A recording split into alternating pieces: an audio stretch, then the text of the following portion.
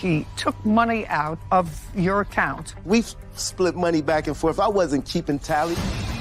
I'm asking you what you... I sent her money, she sent me... Just a second. Now it's going to get difficult. This is Judy Justice. Jill Wyatt is suing her ex-boyfriend, John Moore, for the money he spent while she was in jail. Court come to order. All rise. Have a seat, please. Case 3046, Wyatt versus Moore. Thank you. Welcome. Miss Wyatt, how long were you and Mr. Moore in a relationship? We've known each other for about 18 years. Did you ever live together? On a couple of occasions. When was the last time you lived together? January, I believe, 2022. Were you living in a house or an apartment? It was a house. Was it a lease? Yes. Was the lease in your name, Mr. Moore's, or both? No. Apparently it was an arrangement that he had with the person that he gave the money to. There was no paper. We're getting far off the field, but it's getting more interesting. Now, Mr. Moore, Miss Wyatt, although I believe she probably has a good memory of this, I have just a sense that she's reluctant to give me information about this for whatever reason. In January of 2022, sir, you and the plaintiff were living in a house together. No. When were you living in a house together? We've never had a relationship. We've never lived together.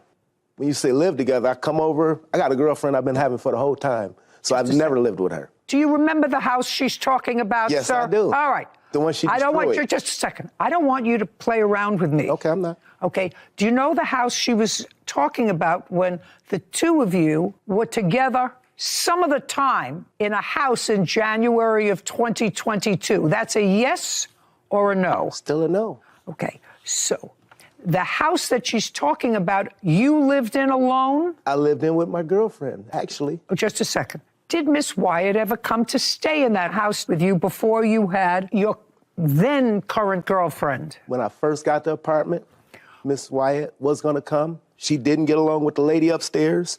She said she wouldn't come, destroyed the house and left. Okay. Well, if she destroyed the house, then she was in the house. Just a second. Yes, ma'am. If she destroyed the house, then she was in the house. And if she didn't get along with the lady upstairs, she wouldn't know that unless she actually lived there because she's not telepathic. Okay. So she was, in fact, there. I'm listening to what you're saying. I'm trying to understand what you're saying, man. What I'm saying is not difficult. She did, in fact, stay there with you for a while after you got this house. Okay. Not okay. No, I'm seeing where you're trying to go with that. I'm trying to see what you're establishing. Yes, she did stay there. I'm agreeing with you. That was me saying yes, ma'am. No. Taking a long time, but we're there. Okay. And then at some point, Miss Wyatt, you left there and you went into your own apartment? Yes. Okay, and where is your apartment? I moved into a trailer. That you were renting? Yes. I just want to know. I'm getting ahead of myself, but that's the trailer that he was supposed to pay rent on and utilities on when you went to jail? Yes, ma'am. So from 2020 until the time you went to jail for, what, 18 months? 78 weeks. Or, I'm sorry, 78 days. What did you go to jail for? In 2018, I received a, I'm sorry. Just a second. 2018, you had a conviction. Yes, I ended up serving the time in 2022 for theft. Correct. I stole Thanksgiving dinner, ma'am. Are you sure? It sounds like 78 days is a lot. Were you on probation first? Yes. Did you take a plea in that case? Yes. Okay. And as part of the plea, you were placed on probation? Correct. What was the crime that you pled guilty to? I want to understand this. What, was it petty theft? Was it grand larceny? What was it? No, it was retail fraud / shoplifting for $170. Okay. That's what it's. And you were placed on probation? Yes. Why was your probation violated? Because that clearly was why you went to jail for 78 days, not because of an old crime, but because you violated probation. I wasn't keeping in contact with my probation officer like I was supposed to. Okay. So this case is about the fact that you asked Mr. Moore, who you knew for a long time, to take care of your expenses, your bills, while you were incarcerated, and you gave him your phone. Yes. Your phone had the wherewithal, and you he understood that because he acknowledges he used it to take money out of your bank account and pay bills, Correct. et cetera, with it. And you acknowledge that she gave you her phone for that purpose. She gave me her phone not to pay bills, but to give her commissary and to keep up with her stuff. Pay her bills, some to put in her commissary. And the last thing you said was pay her bills and... Put money in her commissary and keep up with some stuff. That's the keeping Thank up you. with some stuff is what we're talking about here, Yep. sir. Keeping up with what stuff? Phone bill, I mean... Just a second. Go ahead. Now it's going to get difficult. Okay, I'm Do listening. you understand? I know you are, sir. Keeping up with other stuff. Phone bill. She bought a... Jump. I'm sorry, I'll wait till you What ask the else? question. Phone bill? She ended up buying a computer at that time. No, I'm asking you. So, no, I'm telling you, that came off the monies that was there. She was incarcerated. So as a lot of things just come off the phone as a bill, like... No, I'm asking you what you... What did I? What you were supposed to take care of. It was never etched out. And what I'm saying is she wanted me to stay at her house while she was gone. And that was a means for her to keep in touch with me or keep in contact. Okay, no. That's something that I didn't get out of this. So she wanted you to stay in her trailer, because she was living in a trailer at the time while she was incarcerated. Yep. Where had you been living? At my house. That's where I currently live now, with my girlfriend. With your girlfriend. She wanted you to stay in her trailer? Yeah. With your girlfriend? No, she wanted me to be there so she can keep up with me. That was a means of me having her phone and being in her car, and being another thing would be a way for her to keep up with me while she was incarcerated. And did you like that idea, Mr. Moore? not Just really. a second. No. I mean, did your girlfriend like that idea? Not at all. So why didn't you say to her, I don't want your phone, and I don't want any responsibility. Shh, listen to me. I'm living with my girlfriend. We're not an item anymore, and I don't want that tie because my girlfriend knew that I was staying sometimes in your trailer and not being home. That wouldn't be a good thing. So I'm not going to take your phone. Find somebody. Who are you? Andrew Porter. I'm her son. You're her son. Is there anything wrong with you? No. Do you talk to your mother? Yeah. Yes. Do you work? Yes. Yeah. So your mother could have given you her phone and said, pay the bills. Yes, yeah. Yeah, right? Yeah. You can stand next to your mother. It's getting more fascinating by the moment. Jill Wyatt claims her ex-boyfriend, John Moore, misused money she gave him while she was in jail. John is countersuing for a false arrest. So, do you understand, Miss Wyatt? I know that you thought it was going to be easier when you came here. It's No, I did not. But I'm very glad, because I have a feeling I could scratch the surface and I'd find more dirt. You the more I would, ma'am. scratched. You would. The more I scratched. Well, I have no intention of spending my life on this nonsense, because now I see that you have a perfectly normal child, an adult child, to whom you could have assigned the task of paying your bills. And I assume that you trusted him more than you trusted this guy, who seems to have a girlfriend, but then, it can be convenient. He can go here. It's never painted that way when it's in the midst of things, but he... I also work out of state. What? I work out of state. I'm like a field engineer, so I'm only in Michigan maybe a couple weeks at a time. That's okay. I mean, Paying your bills doesn't mean that you have to be in Michigan. You can pay your bills, and you could have done all of those things, except anyway, this is your case. You allege that Mr. Moore took money out of your account, a couple of $1,000s. $781 of that he gave to me while I was in jail, but the remainder he can't account for anything that he did. So somebody did put in your commissary? Yes. Okay, he said he also sent you, there was $600 in the account when he gave the phone back to you. Was there $600 in the account when you were released from jail? The date of that? What's the date of it, sir? She asked the question, but the answer did I give it to her? I don't have it. I didn't know I was going to come to court, so I didn't. But if I look at my phone, I'm quite sure, because all our transactions were via Cash App. What do you mean you didn't know you were coming to court? Where did you think you were coming today? When we were in this situation, never did I think we would be sued. Oh. So I wasn't keeping tally. But now you know you're coming to court, so it would seem to me if there's an allegation in your answer that I returned the phone to her, there was still $600 in the account, at least I would have that document. Give me a second, I can get right to it. I can give you a second. I believe that amount was for the August rent on it. Just a second. All I'm asking you is, did he put $600 when he gave you the phone? Was there still $600 in the account? No, that was like a month after. That was for August. What do you mean it was for August? What does that mean? For the August rent. This whole thing with not living with me and not being with me or whatever is untrue. When I got out of jail, we were supposed to be working together, living together. This was no anything like he's describing with having somebody else or anything like that. I would like to see, Mr. Moore, when you gave her back the phone, that there was $600 on the phone. It's her phone. I'm not Just sure. Just a second. I'm saying I don't have evidence of her phone. Okay, now. But I gave, if you asked her, she'll tell you I gave her $600. You say that the money that you used, and you acknowledge that you used some of the money, was because you drove her car for a half a block. Nope, it was more than a half a block. Well, just a second, let me see. It says that. Just a second. I drove her car 1 block to my job. So it wasn't a half a block. Just a second. I drove her car 1 block. I apologize, it wasn't half a block. Put your hand down. To my job when she was in jail, and the alternator went out, and it was impounded. Now explain that to me. You drove her car, you had your own.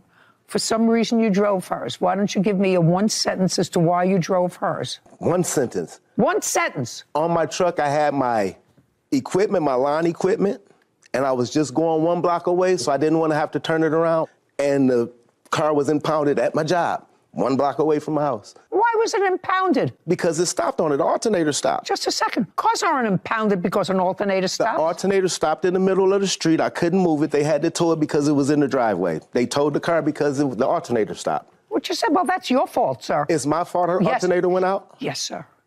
It's your fault that the car was impounded. I'm listening. No, I'm really trying to understand. I want you to listen. Yes, it's your fault. And I don't know what other nonsense there is here, but if Sarah was driving her car and it stopped running because the alternator went out, I'm going to take a guess and I'm going to say, Sarah, what would you do if your car stopped running in a driveway, blocking the driveway? What would you do? Call AAA. Call AAA. Call a tow truck. And you would call a tow truck and ask the tow truck to take it to a auto repair shop. To an auto repair shop. Your first clue would not be just to leave the truck there and say, send it to impound. No, it happened. Just a second. Mr. Moore, please try not to test yourself on the dumb scale.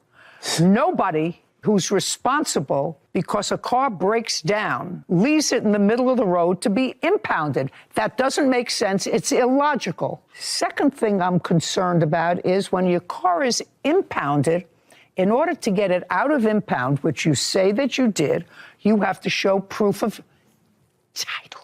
Yes. Yes. Now, how did you get proof of title? Because I had the title. Just a second. I hear the wheels. I hear. You have the title because? I had access to her house. Well, the title is in her name. Right. They wouldn't give you the car. You're not her. I mean, I would look at you and I say, not even close.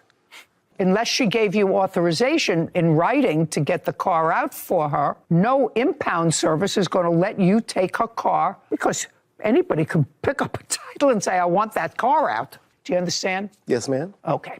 So you want to try that again with me? Here's my question. I end up getting a... No, just a second. Okay. I want you to tell me where it was impounded. It was impounded at my job. It was impounded and it was in a place that was a high traffic. I walked back to the house. Yeah, I want to tell you something. You wouldn't know the truth if it came up and slapped you in the face, Judy? Mr. Moore. That's what happened. You wouldn't know the truth if it came up and slapped you in the face and introduced itself to you. Okay. Now, how much did it cost to get the car out of impound? It cost me $1,000 total. No, it didn't cost you anything because she took it out of her phone. Didn't cost you. It cost $1,000 to get it insured, retitled, so I could have the ability to get the car out. Well, how did you get her name on the title? What you mean? What do you mean, what do I mean? She has to sign it over to you in order to... It was already signed over to me. It was already signed over. It was already signed. I sell cars, Ms. Judy. Just a second. You don't sell cars. You just told me that your car broke down on the way to your place of business. Yes, to my job. On your job, and your job is not an auto mechanic.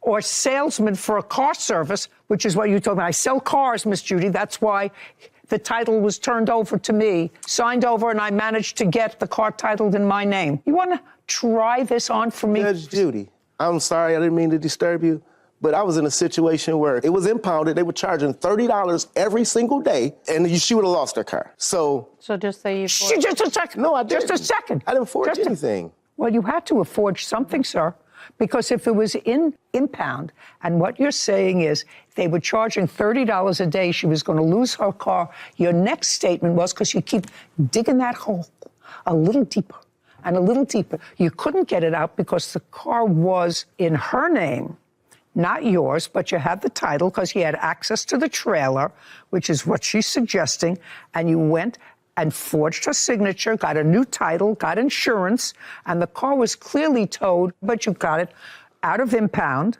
that's what you said, with a new title in your name and insurance, also I assume in your name. Yes, ma'am. What did you do with the car? Gave it back to her when she got out. Just a second. You gave it back to her. Did you sign over the title? Yes. Shh.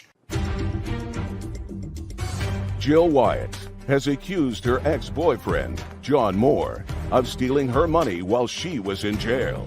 John is countersuing, claiming Jill had him falsely arrested. Now, did you sign over the title to her? I signed over everything to her because she sold the car since then. Oh, did you sell the car? Sense all this? Yes. Yes, ma'am. But I'm what? He's what? I had to go through police department and the sheriff's department and threaten him in order to get my title back. He would not give me back my title. Not at Do you all have the any truth. proof of that?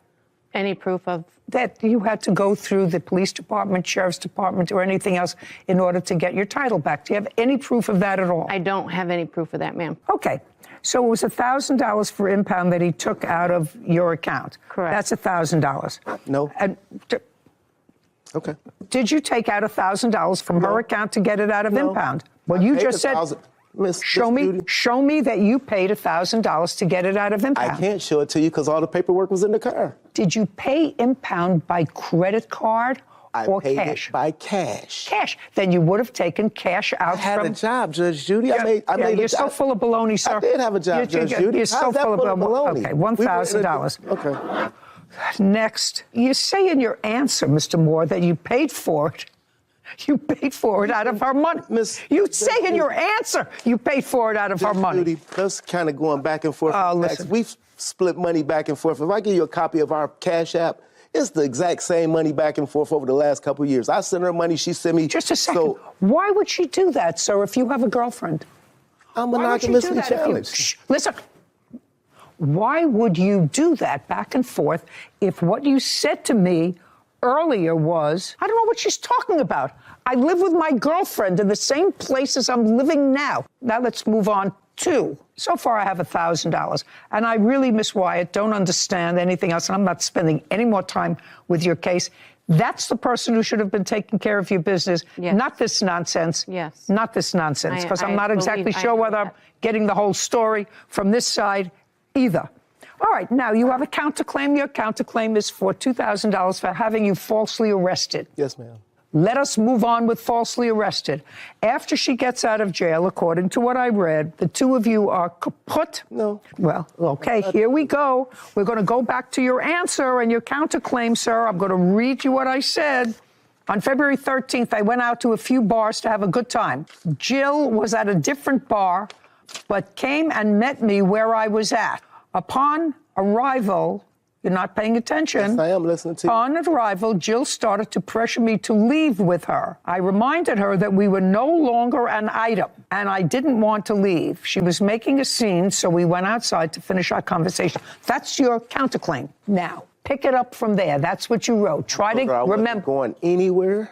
Okay. And then she told me, I'll show you. But you told me this thing's, Judge Judy, if it's not accurate, would you want me to let you go ahead? Because I didn't write that. I signed it to them. They told me I'd be able to explain this to you as we're doing this here. I stopped and said, hell no, that didn't happen. No, we didn't fight. It wasn't one block. They said, you'll get a chance to explain that to the judge. Yeah, when you well, get you shouldn't listen to anybody else. So when you sign a document that says, I Blash we weren't Moore, an item. being We didn't duly live sworn, together. deposes and says that this is accurate. We didn't live together. We still knew Would each you other. mind telling me what happened in the bar on February 13th? She told me she was going to get me locked up for domestic violence because I had assaulted her. I had not assaulted her. I told her whatever, and I walked back into the bar, sat down, the police pulled up, and they said, sir, would you come step outside? Excuse me. They said, would you come step outside? I stepped outside. They said, put your hands behind your back. We're locking you up for domestic violence. May I please have a copy of your complaint?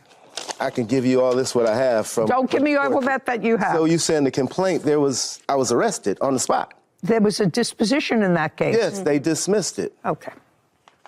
This is all complaint to the disposition.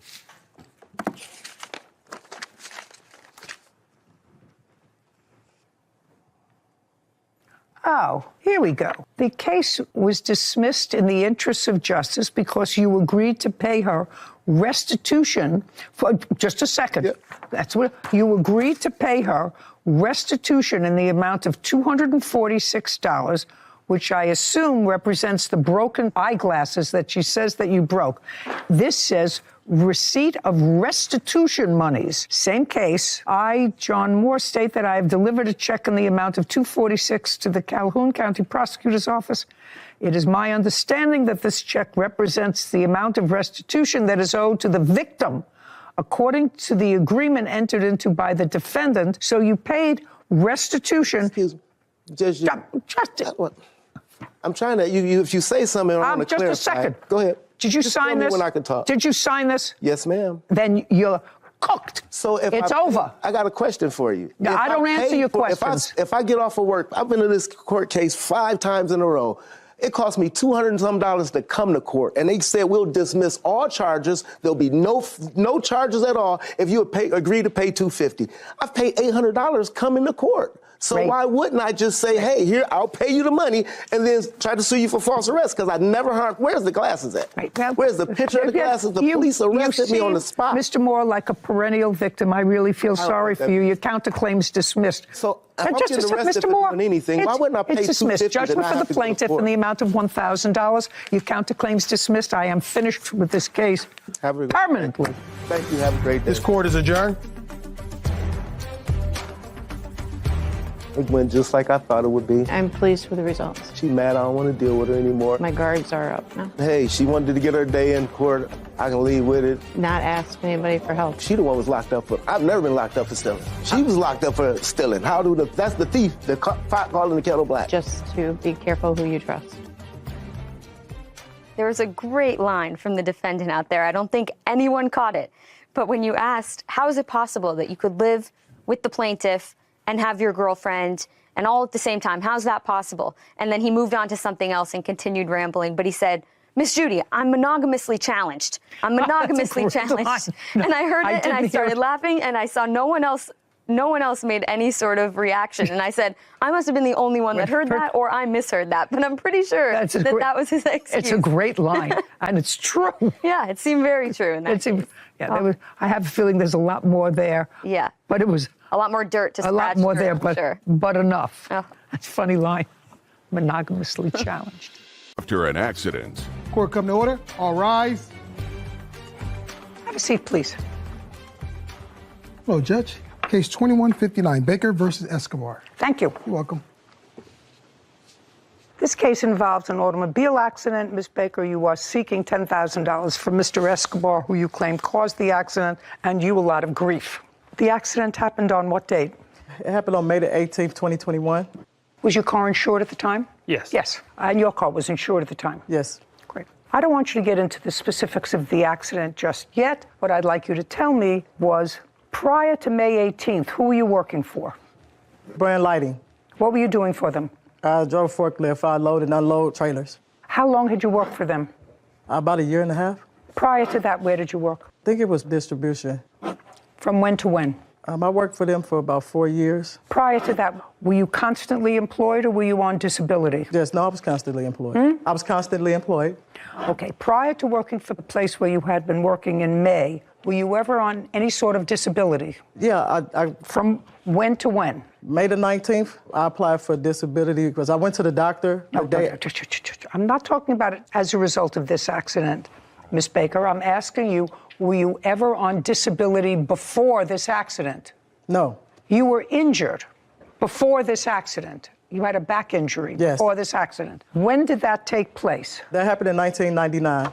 And what happened in 1999? We had opened up the PIC module, and the supervisors was there, and we was walking them to show them the new opening of it. And the floors was made out of gates, but the gates wasn't pushed together, and so my foot slipped down between there, and my back slammed into one of the steel beams. And were you out on any sort of a disability after 1999? Yes, ma'am. From when to when? Well, I was out on disability with that, and if I was I'm out talking, your disability was the back injury? Yes, ma'am. So you went back to work in 2001?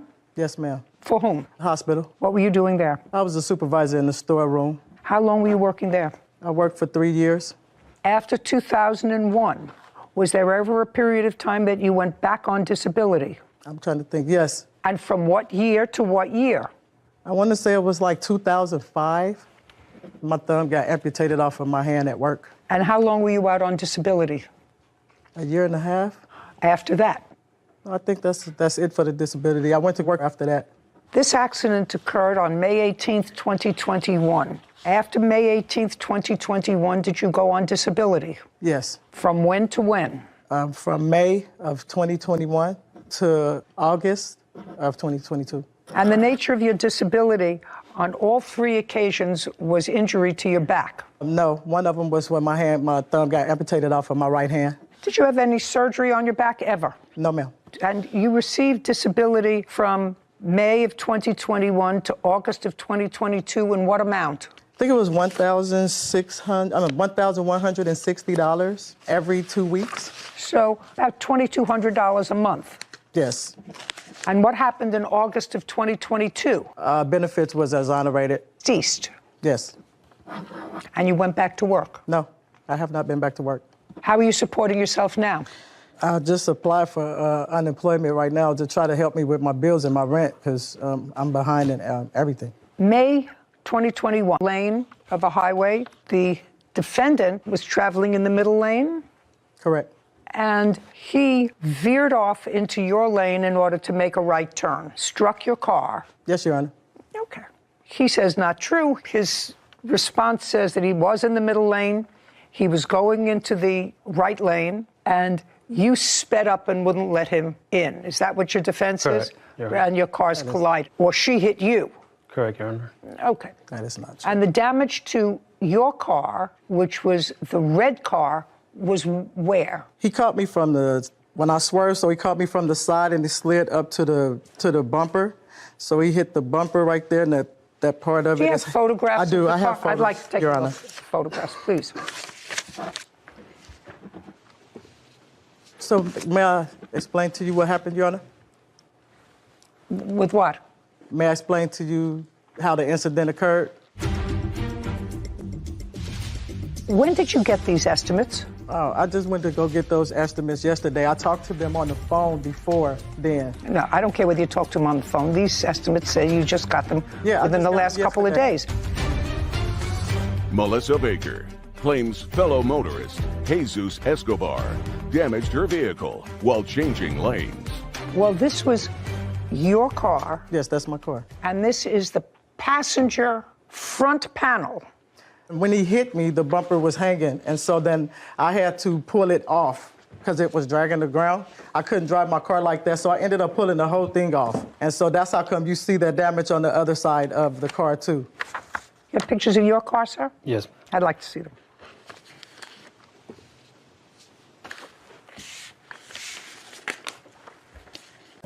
Over-the-counter report, because once No. I just asked if anybody has a police report of this accident. I'd like to take a look at it.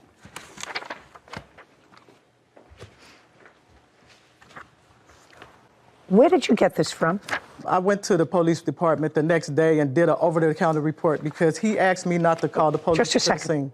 My question to you is, where did you get this from to make a picture of it? Oh, I had took a picture of it with my phone and emailed it to my attorneys. And so when they sent me a collective packet, that's how they sent it back to me. Did either one of you receive a citation or a ticket as a result of this accident? No, Your Honor. No, Your Honor. Were the police called? No, Your Honor. Why not? Mr. Escobar, when he got out the car, he asked me if I was okay, and he asked me not to call the police because he's a truck driver and he did not want that point on his driver's license.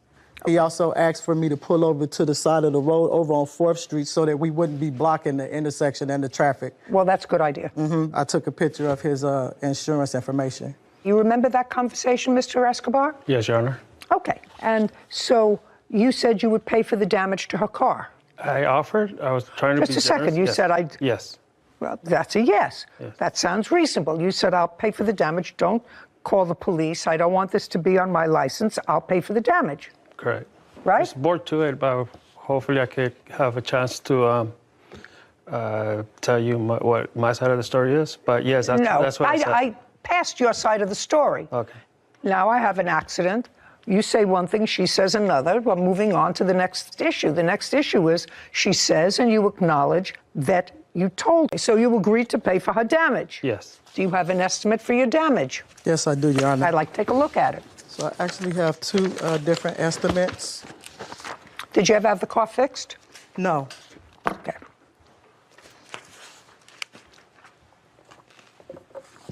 Thank you. What kind of car is this and what year? It's a 2012 Kia Optima. And you own that outright? Yes. When did you get these estimates? Oh, I just went to go get those estimates yesterday. I talked to them on the phone before then. No, I don't care whether you talk to them on the phone. These estimates say you just got them within the last couple of days. Yeah, no, well, I this just got them accident yesterday. happened a year ago. Yes. So I called some people to get some estimates, and they gave me some estimates over the phone. And so I called Mr. Escobar, and I told him what the estimates were. No, listen to me carefully. What you just gave me were estimates that you got 2 days ago, which is a year and a half after this accident. Right. Well, okay, I want to know where the estimate is for $1,700. That's the estimate that you called him with the next day after the accident. No, yeah. The next day after the accident, you called him and said it cost me $1,700 to fix it. These say $4,600. Just show me the estimate for $1,700. These are from his. That's from his insurance company. Actually, when I called him to give him the estimates of the people that I talked to on the phone, he didn't respond to me. Listen to me carefully, madam. I'm reading from your complaint. I took my car in for an estimate. Yes. The next day, and I texted him the amount. He said that he did not have $1,700, and he asked if I could wait for a month.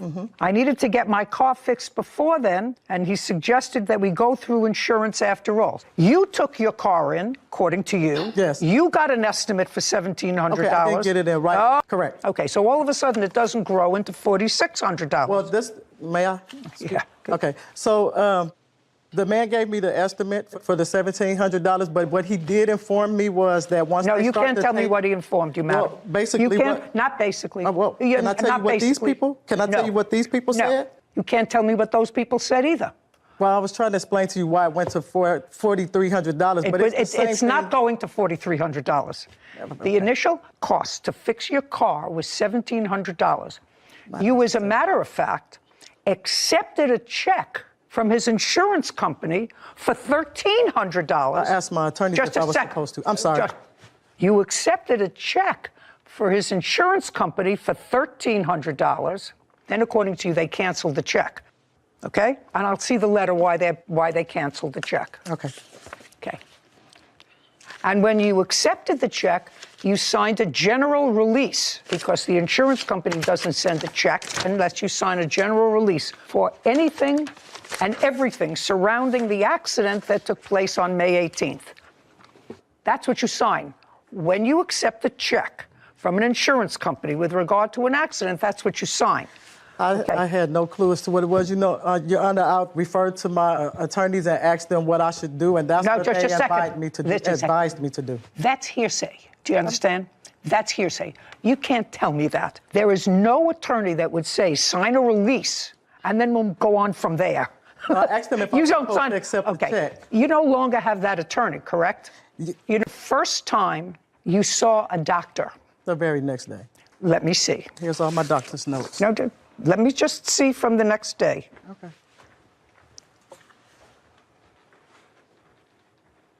Says patient is disabled as a result of chronic back pain. that affects her mobility and inability to perform work as required. Yes, ma'am. Right? And now you work for whom? Brand Lighting. This is also the report Just a from second. the- What do you do for Brand Lighting? Oh, I drive a stand-up reach machine, so I have to get on and off. And I also drive a forklift, sit-down forklift, where I have to climb up and down it to get on and off. I got it. Mr. Escobar, you agreed to pay the damage to the car, correct? Yes. Can I speak on that? I'd like you to hear your excuse. You did not present to me anything with a medical write-up that suggests at all that this accident caused you to lose anything. Melissa Baker has accused fellow motorist Jesus Escobar of hitting her vehicle while changing lanes. Mr. Escobar, you agreed to pay the damage to the car, Correct. correct? Yes. Can I speak on that? I'd like to hear your excuse. Okay, at this point, at the time of the accident, which was date of loss, May 14, 2021, May 18th or May 14th? 14, May 14th. 14. May I see it? That's not true. It says date of loss.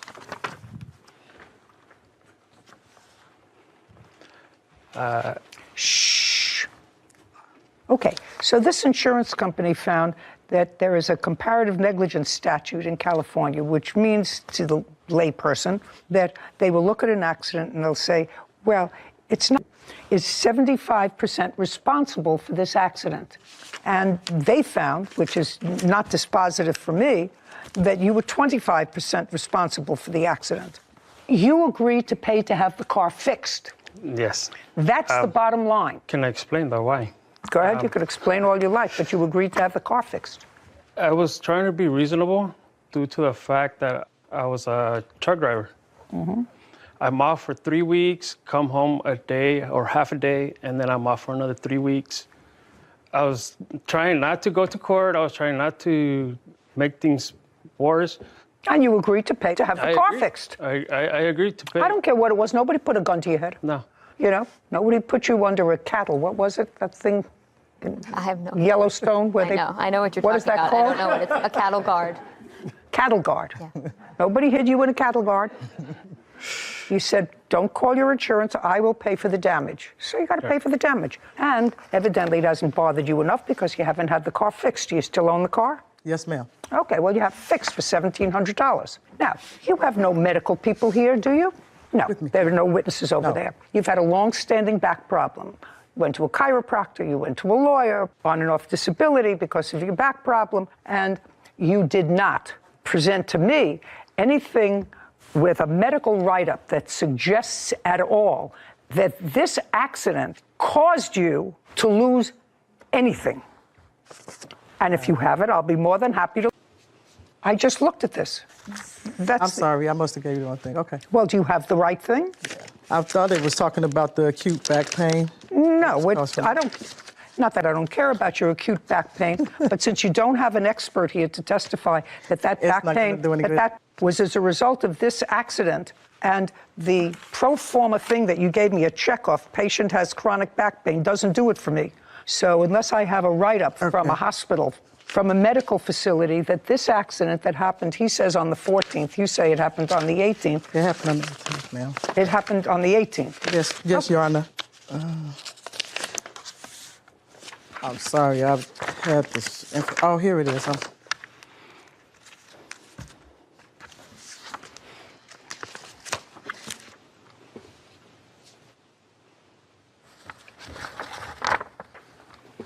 Okay. Doesn't do it. Okay. Doesn't do it. He's got to pay to have your car fixed. $1,700. We're finished with your judgment for the plaintiff. This court is adjourned. I'm satisfied. I'm just glad that the whole thing is over with. I'm just glad that this is finally over.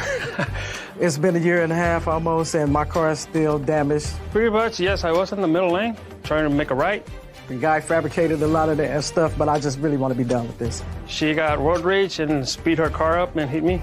He just apologized a whole lot. He was feeling really good when he was driving. He was revving his engine a little bit because he has a Charger. Music was blaring loud. He wasn't paying attention. I don't know how I could cut someone off, and the person I'm cutting off would ends up in front of me. I was going about my merry way, and I seen him coming towards me through from my peripheral vision. How is that possible? And I feel sorry now that I didn't call the police and have them to come out there to the scene. I know it's a COVID time. People was having a hard time, but out there.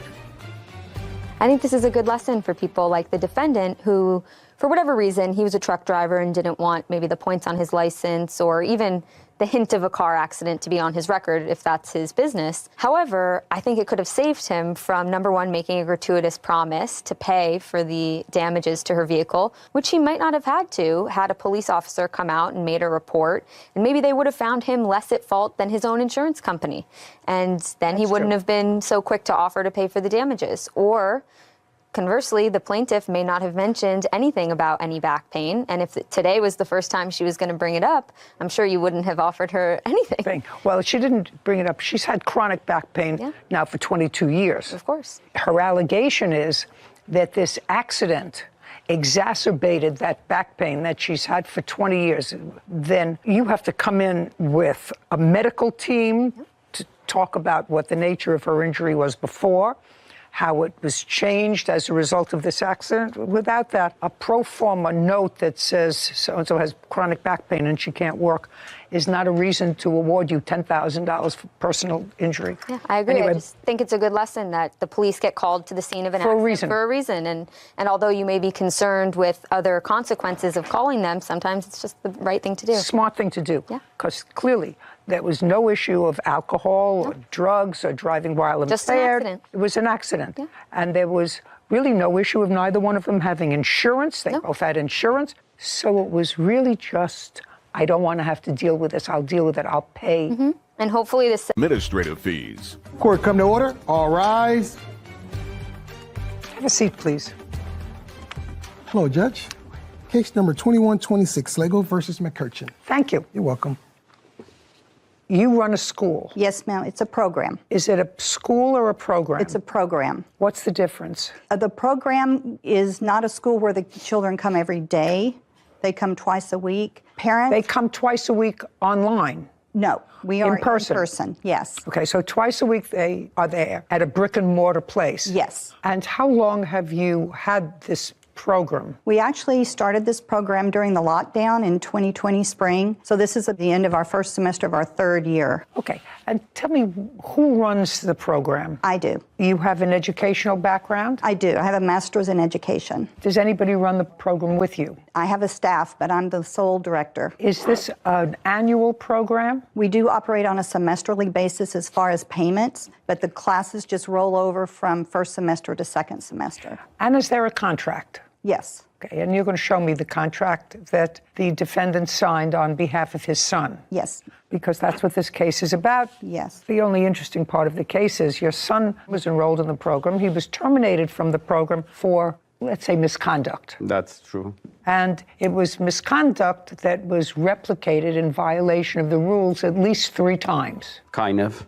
Not kind of, at least 3 times that you acknowledge. Okay. That's not an okay.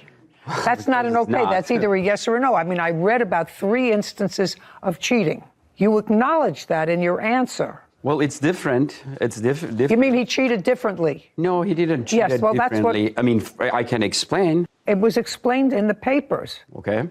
And you weren't there, so you can't explain. But you acknowledge the fact that he cheated. He was given a warning. You were advised. He cheated again. You were given a warning, and he was allowed to continue. On the 3rd such event, the school terminated him. Is that what I read? Yes, ma'am. And that's what you acknowledge in your papers. Yes. Yes. Okay, well, that's a yes. And he was within a semester. You would pay the tuition and then try to reverse the payment because you paid on a credit, which you had in fact received. Mm-hmm. And whatever you told the credit card company as a result of what you told them, the payment was reversed and taken off your credit card. That is correct. Right.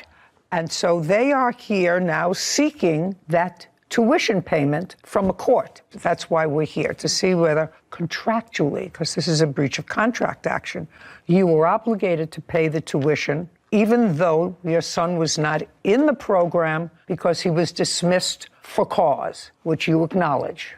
Are we clear on where we are? Yes, ma'am. Yes, ma'am. Good. So now I'm going to look at the contract. I'd like to add that. Just let me look at the Oh, contract okay. first. If you see contract, they're signed by my party. I want to see it too because I don't see my name. I sign a contract. That's a statement probably, or it's a. It's a payment agreement. Yes. That's not Did a they- contract, Yeah, payment agreement is a contract, sir. but signed by by me. Well, it says signed, Arena and Jack. Okay. Is Arena your wife? That's correct. Yeah. Okay. So this says, I understand that payments are due even if classes or memberships are dropped, subject to the refund policy. Well, what's the refund policy and where is that in writing? It is on our website, and they've signed it. It was a form that they had to sign. Well, I'd like to see the form that they signed, because I have to see what the terms are of that. These are the terms of the refund. Thank you. That's a screenshot of our website. Now, the website is unimportant to me. You say you have an agreement signed by them. I'd like to see it. Well, the agreement that we have signed was the installment agreement, so I'm sorry. Well, I only have one payment agreement. What I said I want to see is a refund policy. You said you have that they signed. I don't see They that don't sign the policy on our website, and it's clearly... No. No? Okay. No, what you have to do is you have to incorporate something by agreement in this contract. If you say the refund policy as outlined in the website, because other than that, it's meaningless. Okay. You know, you're saying we have a refund policy, and we assume that you looked on the website to see what the policy is. We also do go over it in parent meetings with the parents. That you can't do because you have a written agreement. Right. And anything that's outside of that agreement, unless it's referenced in the agreement, is inadmissible because the intention of it is to somehow change or modify the terms of your written contract. Okay, so in what month did the defendant's son start the program? In August of 2021. And it runs in 2 semesters. And when was he terminated? He was terminated in February of 2022.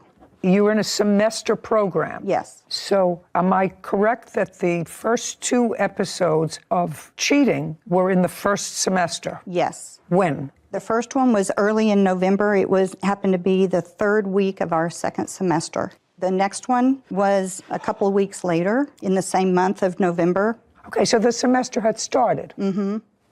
Second semester. Yes.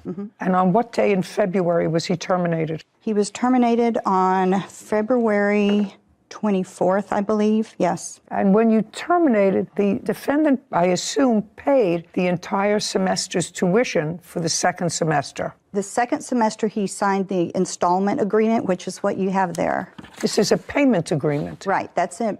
Well, He agreed just to pay in installments. No, it says I agree to pay all charges by due dates according to the payment plan. I don't have a signed payment plan from anybody. Do you have one? I'm sorry, that's what we use for our signed payment plan. Well, you should use something different. This is not a payment plan. This says he will pay according to a payment plan. I'm looking for the payment plan. You pay by the month, you pay by the semester. How do you pay? So when was the defendant's last payment? They paid through the semester. Through what semester? 2nd semester. Okay, so they paid in full. Through the installment. So what happens is they agree to be automatically billed. And so every month, a certain amount comes out. Just a second. So what you're saying is when they sign up, they give you authority to pull out from their bank. Yes. Whatever the tuition is for that month. Right. Okay. And according to your records, when was the last payment that you received for the defendant's son prior to terminating him? Prior to terminating him, we received a payment in February. And you terminated him on February 24th? Yes. How much was that payment? It was, have it right here.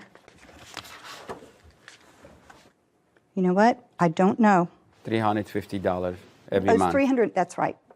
$350. I know I got charged the extra month, so I know the number. Okay. So it was $350 that you paid the beginning of February And he was there in February. That is correct. Okay. In what month did you dispute the charge? Well, Not well. I said, in what month? May. I only realized in May she's been charging. Just a second. He was plagiarized by teachers. It was plagiarized by teachers. He was given notice because he lied on a test by teacher, yeah? But it's not exactly what happened. They're not in the business of expelling children. They're in the business of keeping children in school. But you really have to get this through your head. Slagle claims her customer, Jack McCurchin, owes for tuition and administrative fees. So you paid in February, and your son was there in February. That is correct. Did you pay in March? It was taken out of my account without me knowing, but yes. Is that $350? That is correct. And did you pay in April? I did pay in April. I also paid for a May payment. Looking at my statements, I said, why are we paying for the child? He doesn't go to school anymore. And that's when I called them. And then I called my credit card company, explained to what happened. They said, we are going to charge the money back to your account. And that's when I kind of looked through paperwork, and I'm an immigrant in this country. I don't read really well. I can speak. And my son, he's a young guy, and he knows exactly what it is, and that's what I brought him. I said, can you see, do we owe these people money? And if you guys allow it, I can have Alex to explain what here shows. Just see it. He doesn't have to explain anything to me. Okay. I'm not new to the country, and I was legally trained, so I don't need your son. I assume you're not legally trained? I am not. To interpret something, a piece of paper. So now I will look at the piece of paper that you're relying on, but I want to tell you this, sir. I pay the tuition for a lot of people, a lot, because I have 13 grandchildren in school. Okay. I'll take that, Kevin. Thank you, I'm sorry. I know that if one of my kids or grandkids goes to school and gets expelled, and I've paid the tuition because I'm not on a payment plan. Parents send the bill directly.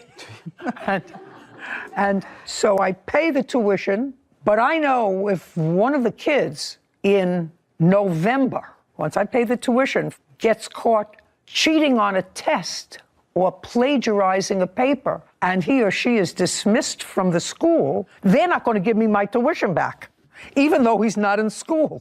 I'm not going to get the tuition back for that semester. That's true. That's what I'm telling you. I know that.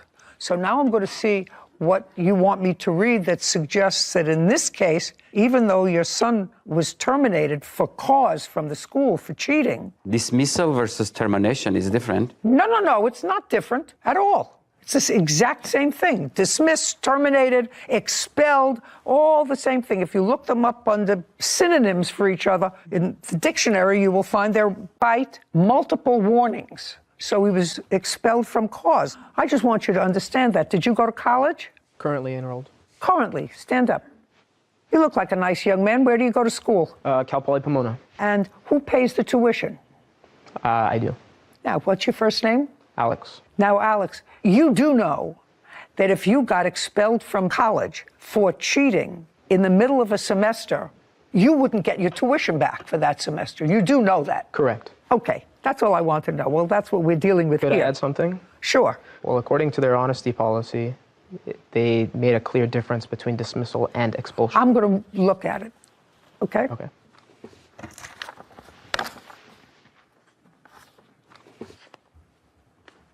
Okay, so what you gave me now acknowledges that you received the refund policy. Thank you very much, because she wasn't able to prove that she gave it to you, but now you gave it to me, so I know you were given the refund policy when you enrolled your son in school. So we weren't given, but it's something they have it on their website for you to. Just a second. Well, then you look. You don't have to sign. Then you looked at the website. You gave me this. Do you understand? That's what I mean, legal. I went and tried to understand. Well, you should have done it before. Well, you were perfectly capable of doing it before. When I signed a contract, I sign and I explain everything. You just told me 5 minutes ago that you didn't sign any contract. Well, now you acknowledge that you signed the contract. I'm just reading this that you gave me. A contract has to be a complete contract. If there is something, For somebody who's, not here, not from this country, and doesn't understand things, you seem to understand things very well. I know the contract has to be completed. Well, that's very good. A lot of people don't know that. So if I give a contract for a statement, then I say, go in my website to read about our refund policy. That's not part of the contract. That's their rules, no? I didn't sign refund policy. You don't have to sign a refund policy. You just have to be aware of it. If I don't know how. Certainly aware of how to do it, either before or after. When I sign contract with someone, I disclose everything, and they initial, and they get copies. I get copies, and that's a legal bonding contract. Good. What law school did you go to? None. Well, there are two things here, but the final piece here says the consequence for academic dishonesty or plagiarism is a score of 0 on the assignment and possibly dismissal from the class. Okay. So your son did that in the first semester at least twice. Repeated dishonesty can result in suspension or expulsion. Now you can stand up because your father says he doesn't understand everything. I think he understands everything just fine. But in case he wants to have you there. Now, when you were discussing this with your father, did you have any conversation with him that suggested to him that, if I went to college and I cheated 3 times or 4 times or plagiarized a paper and I was kicked out of school, I wouldn't get my tuition back? Did you tell him that? No, we had similar talks, but no, nothing on the school. We talked about, for instance, the signing contract for, let's say, a 1-year lease agreement to live somewhere, but if you breach the contract and they decide to kick you out, it's the same thing as expulsion. You're not required to finish the 1-year contract with them. You don't have to continue paying. If they decide. What are you kidding? I am not. If you get evicted from a property, do you have to continue paying the entire year's lease? Yeah. If you breach a lease, he or she can evict you. And yes, you will be responsible for the remainder of the lease. Oh, I was unaware of that. Yes, you will be responsible for the remainder of the lease. You have to understand, and your father has to understand, the reason that he was expelled is his fault. And the reason he was expelled had nothing to do with them. It had to do with your father, because you were put on notice that he was plagiarizing and cheating on tests. If what you're suggesting is the 3 times that your son was caught cheating were the only times he cheated, you're deluding yourself. He got caught 3 times. Because if these were the only 3 times that he cheated, he is the unlucky. Refusing to pay tuition. Jack claims he is not required to pay because his son was dismissed from her school. You were put on notice, and instead of being more vigilant, the conduct continued. He lives in your house. How old is he? 14. 14. Well, I want to ask about this plagiarizing thing, which it is, because remember, beginning you asked me 3 times. He was plagiarized by teachers, which I was not. He was plagiarized by teachers.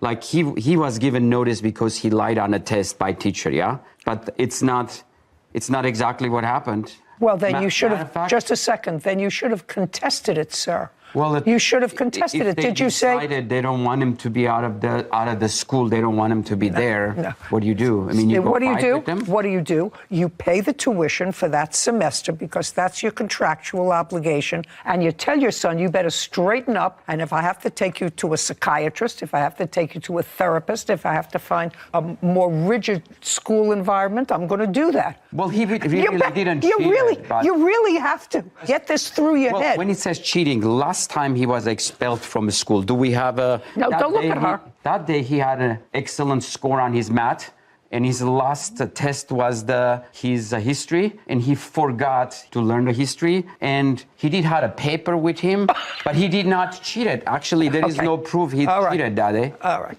They're not in the business of expelling children. They're in the business of keeping children in school. How many other students were expelled from the school the semester that this defendant's son was expelled? 0. Yeah. Wow. They're in business of keeping children in school. How many my children? son was that bad for her to expel her. She said they didn't expel any other children. I'm going to ask her, how many children were enrolled in the program at the same time the defendant's son was enrolled in the program? Yes, ma'am. That should tell you something, sir. Stop making excuses. Okay. I didn't tell you. He didn't look at the paper. He had it underneath him, but he didn't look at it. Well, plagiarizing. So he copied from somebody on a paper that was supposed to be original work. Did it once. He did it twice. Do you understand your son has a problem? Well, we all have problems. No, I never had a problem being expelled from perfect. school, sir, for cheating. I never had a problem being expelled from school for cheating. I have lied. I have 5 children and 13 grandchildren. All have completed college, some professional school. None of them have ever been expelled for cheating. That's a lot of people. Do you feel it's fair to expel a child from a school because of cheating? Cheating? Absolutely. Not that I usually let people ask me questions, but the answer is absolutely. Because if 70 children are working hard to get good grades and studying and creating original works when they're supposed to create original works, and your son who's getting a 99 on a math test when he's been getting low scores on tests, all of a sudden becomes a shining star one day, and it's a pattern, and then they find another cheat sheet under his bottom. That's something that suggests to the other 70 students that are trying to do the right thing, that it's okay to cheat. And so if you want to cheat on this test to get a 99, it's okay. You can't run a school where you permit kids to mingle with kids who are trying with kids who are cheating. So do I think it's fair? Absolutely. Okay, how much money was reversed by this bank? $1,050 plus $45, a $15 fee per transaction. $1,095. Okay, judgment for the plaintiff in the amount of $1,095. Sir, your problem is not with the plaintiff. Your problem's with your son. He's like all of us. He made a mistake. And No, he didn't make one mistake. I'm going to tell you something.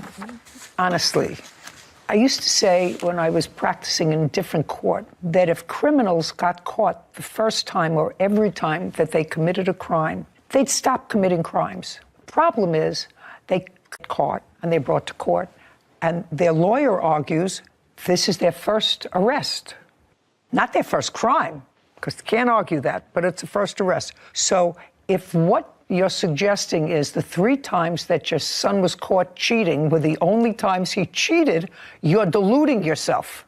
He got caught 3 times. Because if these were the only 3 times that he cheated, he is the unluckiest person on the planet. Okay, we're done here. 1095, judgment for the plaintiff. Thank you, Your Honor. This court is adjourned. I felt the difference was between different wording, what it means as far as being expelled versus being like sent home. I'm extremely pleased. This was totally a matter of honesty and integrity, and obviously it stems from the father down to the son. But he explained that's the same word, and again, that's why you come to court, and she did what she had to do. We have kids that try to cross the line, come close to that line, but as I mentioned, our instructors are pretty savvy and they're on it, and we can tell pretty much, so. I am happy finally done. It's been a burden, it's been a stress, and hopefully it's done. Cheaters never win. So I think it's really important for the plaintiffs, as the runners of a homeschooling system or a schooling system, to have a better contract for the parents that are signing, especially with a payment plan option. There should be exhibits attached to the signature page, not just referencing, oh, we're agreeing that we read the policy from the website. It's just as easy for you to reprint it, attach it, and require a signature, an initial on the bottom, so that you don't have parents like these that say, I never went to the website, I never saw it. I agree with you. If you have problems like this, there's no denying the fact that you initialed each page and each policy. I think that this is a learning experience because they just started the program in 2020. And this is probably the first experience that they've had because he's the first never expelled him. Bulldog. Court come to order. All rise. Have a seat, please. Hello, Judge. Case 2120, Jones versus Caldwell. Thank you. You're welcome. Ms. Jones, you and the defendant were in a romantic relationship that started about a year ago, more than a year ago. And then you decided to do one of the most foolish things that people do when they sort of fall in love, sometimes temporarily. You decided to buy a dog together. According to you, the relationship went south, and now we have this adorable dog that you want back. You say the dog is really yours. You were the one who was its primary caretaker. You paid for a vet bill. Mr. Caldwell said that's not the case. The dog was always supposed to be his. He purchased it. And it's your argument that if Mr. Caldwell is allowed to keep the dog, that you be reimbursed for the vet bills that you paid. Yes, ma'am. Okay. Did you and Mr. Caldwell live together? Yes. From when to when? From February 1st of this year to September 3rd. And in what month did you decide to get the dog's name is Scrappy? Yes. Scrappy. We got Scrappy on January 18th. So before you moved in together? Yes. Where were you living? I was going back and forth from my mom's house to Joshua's. I already had a key in January. I was staying there. Okay, but you were living with your mother. Yes. In January. Yes. And who was the breeder of this dog? Did you buy the dog from the breeder or from? From the breeder, Andrew. Now, Andrew was sitting over there on the defendant's side, so I assume that Andrew was a friend of your boyfriend's. Yes. Stand up, Andrew. I have a couple of questions for you. Okay.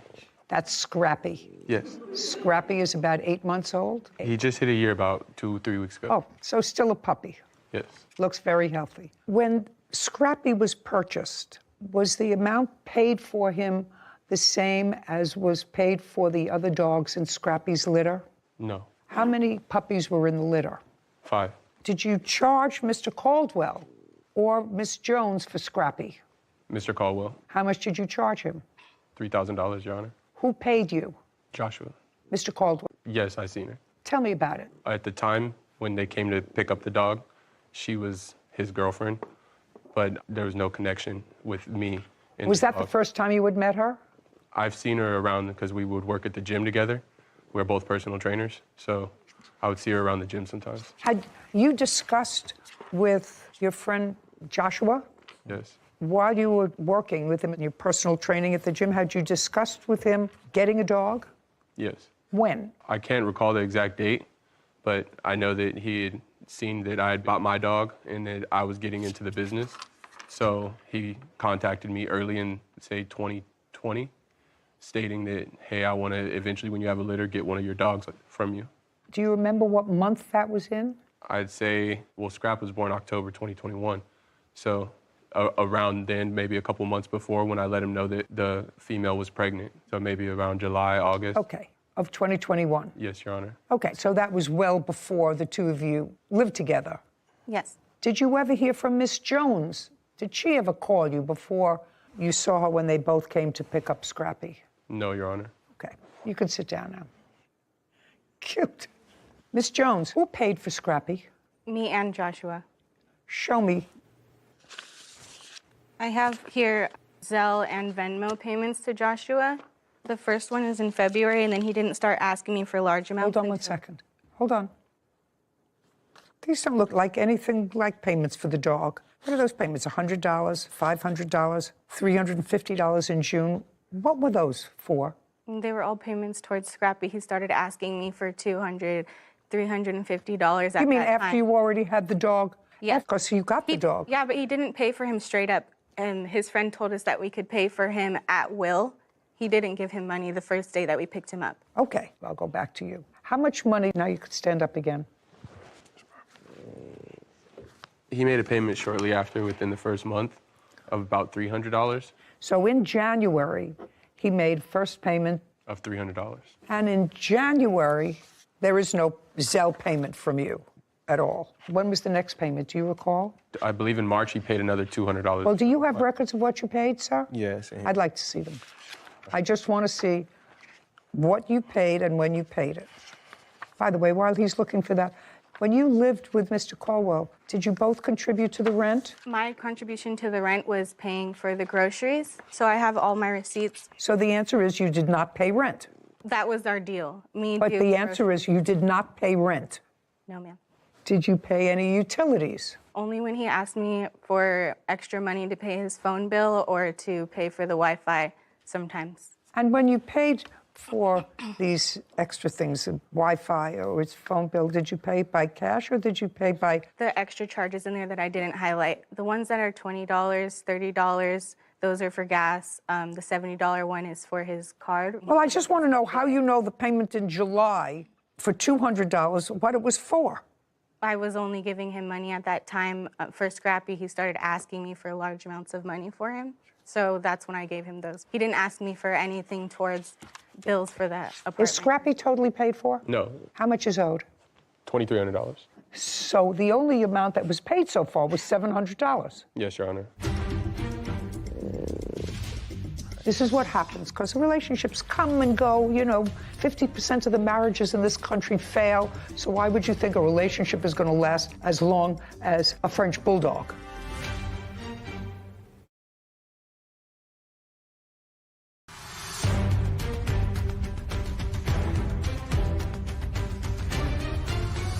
Jasmine Jones claims her ex-boyfriend, Joshua Caldwell, owes for the costs of a French bulldog. Joshua is countersuing for vandalism and an assault. Okay, and this is an agreement that I, Joshua, will receive full ownership rights. Frederick Wright will remain the rightful owner of Kashmir until I complete $3,000 in payments, right? Correct. And both of you signed this, and this was in January of 2022. That's a reasonable...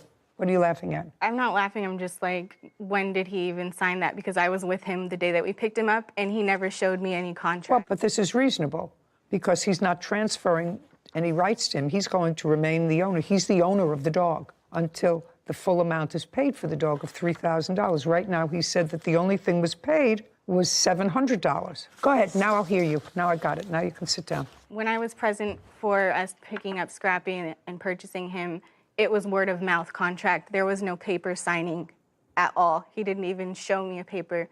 And? And he showed me him. He asked me if I liked him. I said yes. And he said he would go half on him with me. Okay. And I said, okay. And it was that same day. I get off of work. He picks me up. We go see Scrappy. Didn't know we were going to get him that day. We ended up getting him that day. He tells me, okay, it's just going to be $3,500. They walk to the back of the room and start talking and making an agreement. Come back out. So just a second. So they went in the back of the room. You were not there. That's what you just told me. They went in the back to make an agreement, and then they came out. That's what... He tells me it's going to be $3,500. They walk to the back of the room, make an agreement. Right. Go ahead. And then he comes back and we take Scrappy home. The next day, he texts me early in the morning and tells me that Scrappy might have gotten a bee sting or something because he was limping and he doesn't know what happened. I picked him up from his job that afternoon after I got off of work. Okay, so you picked up the dog from his work. Yes, picked him up and I went straight to my mom's house to get clothes because I was going back to his house.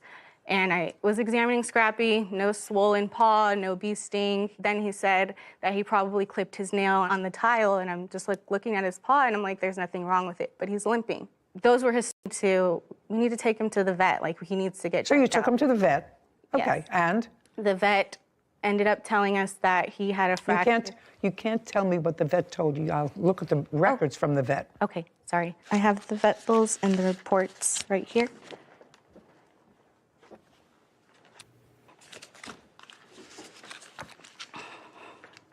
Did you pay any part of these vet bills, sir? Yes. Which parts? I didn't have any record of it because I didn't see it coming. I honestly didn't know what happened to his elbow. Andrew was there as well. We were both kind of like, we don't know. So I found out after going to the vet that Frenchies have a ligament in their elbow, and this happens often. No one is suggesting that anyone abused the dog. Okay. Oh, I'll just. That's not the suggestion. My question was a simple one. Did you pay any of these vet bills? They're about $1,600. Yes. I just don't How much have did you any pay? record of it. What? 'cause He's lying. I didn't ask you to interrupt. You have to understand, Miss Jones, you can't have this dog. First of all, this dog doesn't belong to either one of you. This dog belongs to him until the dog is paid for. So far, all he's gotten for the dog is $700. $500 of that he paid for. But right now, I can't award ownership of the dog. There's a contract that until this dog is paid for, the dog belongs to Mr. Wright. First name? Frederick. Frederick. You understand? Yes, ma'am. Simple. So you have a friend who has Frenchies, then I suggest that you go with your original plan, which is to buy a dog yourself. Not Now, the same. you have no proof that you paid any of these vet bills. I just have the medicine with my name on it. Well, the medicine with your name on it doesn't help. $1,600 in vet bills. And you have physical custody of the dog now, right? Right. And your agreement with Mr. Wright is that you don't get ownership of that dog until the dog is paid for. Yeah, I mean, I can't enforce your contract with regard to Miss Jones. The dog was not paid for. I've already offered to pay him for the remainder of whatever Josh hasn't paid him. The contract is with Mr. Caldwell, not you.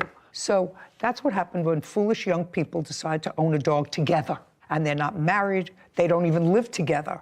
This is what happens. It'll last as long as a French bulldog. It's sort of ridiculous, and I've advised against it for the last 25 years. Nobody wants to heed this. So I'm faced with a situation where, when did the two of you break up? I left on September 3rd. Well, now we're a couple of months, but... She didn't leave. She had to be, well, this is going to go into the assault charge. I don't, but listen, she had I to don't be care. escorted I out. don't care, whatever. I don't care. You want clothes. I'll get to the counterclaim in a second. I will give it the same attention as I've given her claim for the dog. She's not getting the dog back. You have to, however, pay her the $1,600 that she paid for the vet. Do you understand? So that part of your petition is granted. Was the bill all paid? I'm still paying it off currently. We both agreed to apply for care credit together, and whoever... But it's your bill that you have to pay. If you work in accounting, you have a check, you don't want that garnished, so you have to pay it. I am paying it. You have to pay it. Okay. And he's going to reimburse you for that, $1,600. All right, now let's get to this counterclaim and make short shrift of it. Money owed for assault and vandalizing personal belongings. Let's start with the assault. Allegedly, the assault took place when the plaintiff came home intoxicated. I'm a kickboxer. On September 3rd, she came to my fight, and she dropped me off at home.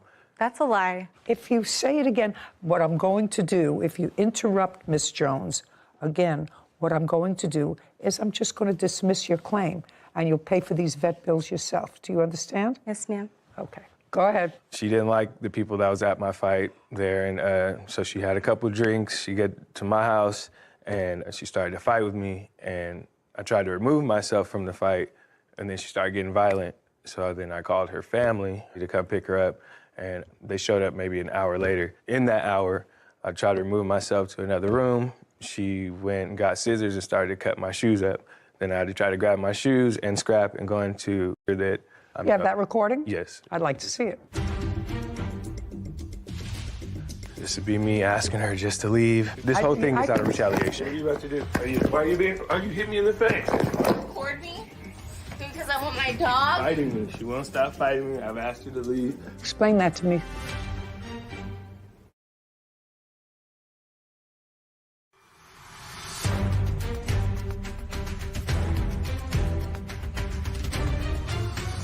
Jasmine Jones is accusing her ex-boyfriend, Joshua Caldwell, of owing vet bills for a French bulldog.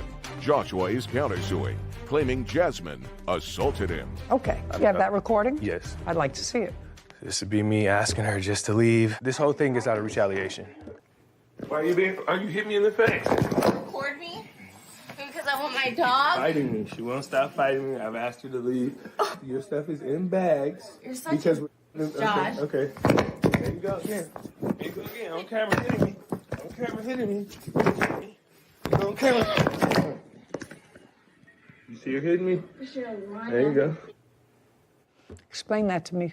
I wasn't dropping him off. We were still... I don't care what you're dropping off. Explain that video to me. I was pushing the phone out of my face because he had me on live and was saying my full name. He cut off parts of it. No, I just want to know what happened here. This was clearly you were going after him. I don't know whether you... I was knocking the phone out of his hand because he was saying my full name, saying I was crazy. I had already packed my stuff. I was leaving. We walk in the house. He calls me a dumb bee and then goes straight to the bathroom. I'm like, okay, well, I'm just gonna leave. Like, I'm not gonna deal with this. I had Scrappy by my side. I was packing what I could, taking it downstairs. I walk back up. He goes, oh, you're leaving? And he snatches Scrappy and locks him in the bedroom.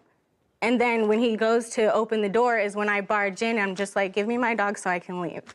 And well, I want to know what the violent stuff was about. He was recording me, saying my name. He was recording you. Saying I was crazy and I wouldn't get out of the house. And I was like, stop recording me. And I was just hitting the phone out of his hand. I never once put my hands on him. He's already hit me and choked me in the past, so I would not go there to provoke him to hurt me again. Did you ever report to anyone injured?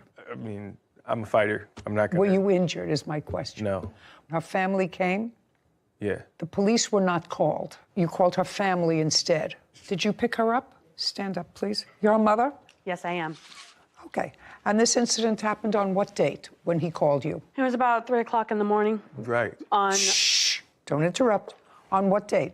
Labor Day. Did you go to Mr. Caldwell's home? Yes, I did. What time did you get there? Probably almost 4. Had Mr. Caldwell ever called you before with regard to picking up your daughter, or that she was... No. No. So this was a first? Yes. Now, when you got there, I want you to describe what you saw. She was crying, she was upset, and I told her, come on, let's just go. And she said, no, I want to get my dog. I can't leave my dog here. He's been violent in the past. I've seen it. I told her, don't ever leave him with him again after a beach incident where he, like, hit him. I mean, he's a kickboxer, like he said. He doesn't hit the dog like a normal person would just tap a dog. No, this was back in July. He was a puppy. He was a baby. And I was so furious when I saw that. He only did it because the dog snapped at him, because he was angrily packing him up into a dog carrier. Would you do me a favor? Would you describe to me your daughter's condition? Oh, I'm sorry. I'm sorry. Describe to me. You have to understand. Your daughter cannot get the dog. The dog does not belong to the defendant. Okay. The dog belongs to Mr. Wright. What happens to the $1,310 she spent for the dog? Well, she sent that money to him. I have to tell you something. I don't see anything in your daughter's evidence that suggests to me that any payments that she made to him had anything to do with the dog. Anything to do with the dog. Mr. Wright was very clear. He said he received $700 for the dog. There were 2 payments that were identified in his register. It's $160 or $70. Say Scrappy on it, not one. So I've already made a determination of where the dog is staying. The dog is staying wherever Mr. Wright wants the dog to stay, because he owns the dog. Okay. Understand? Yes. So now that's your daughter's case. I finished that part of the case. What I want to know is he has a counterclaim, and his counterclaim was that your daughter, while in an intoxicated state, assaulted him. Some of that I saw on this video. Some of it you saw on the video.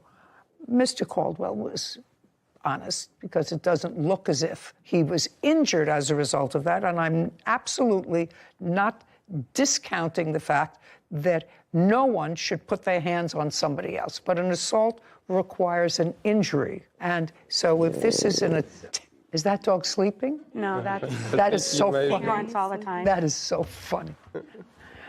So, Mr. Caldwell, can you show me what damage you allege Miss Jones caused your property? That's the next thing. You said an assault, which never happened because there was no physical injury. Would you mind telling me, please, what property specifically and photographs of that property? I'll have it. Okay, so your counterclaim's dismissed. Judgment for the plaintiff in the amount of $1,600 for the vet bills that she paid or is obligated to pay on her credit. It's not assault unless I get hurt. Yes, it's not an assault unless there is an injury. So if I was that it's an drunk, beating her up at her just a house? second, that's an attempted, sir, it's an attempted assault. Do you understand? If an assault has a specific definition, I believe she probably attempted to assault you when she touched you in an unauthorized manner. She was punching me in the face. That's not a... Show me picture of any injury. Show me. No, I didn't see that in the video, sir. I saw her lunging towards you. Do you understand?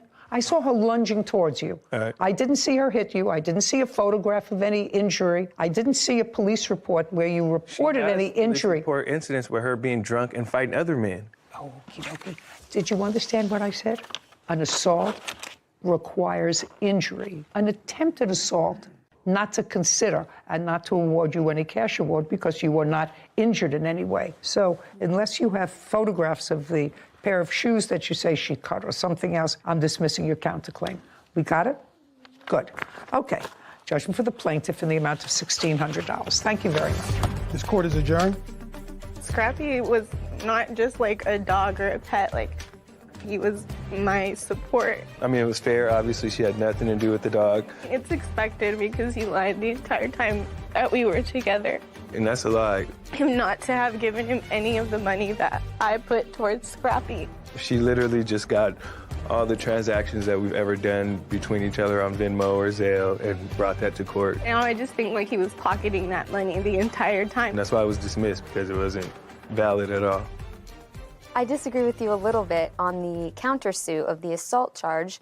I have a more, I guess, broad overview since I'm just out of school with the common law. So assault versus battery, as far as I learned, was assault was just the imminent threat of a harm. You're fearing for your life or offensive contact of some sort, whereas battery is the actual offensive touching. There has to be some sort of contact. So if we're ruling by common law, which I know we're not bound by any particular state's jurisdiction, I would have awarded him something for the assault claim. My training is in New York, and in New York there is no crime of battery.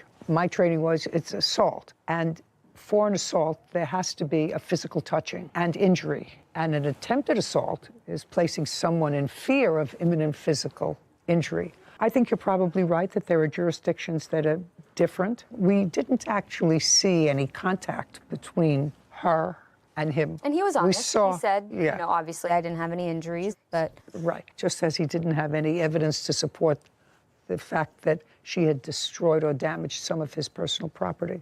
Unfortunate, but you make a good point. Suffering after a dog attack. Court come to order. All rise. Have a seat, please. Hello, Judge. Case 2139, Stevens versus Stevens. Thank you. You're welcome.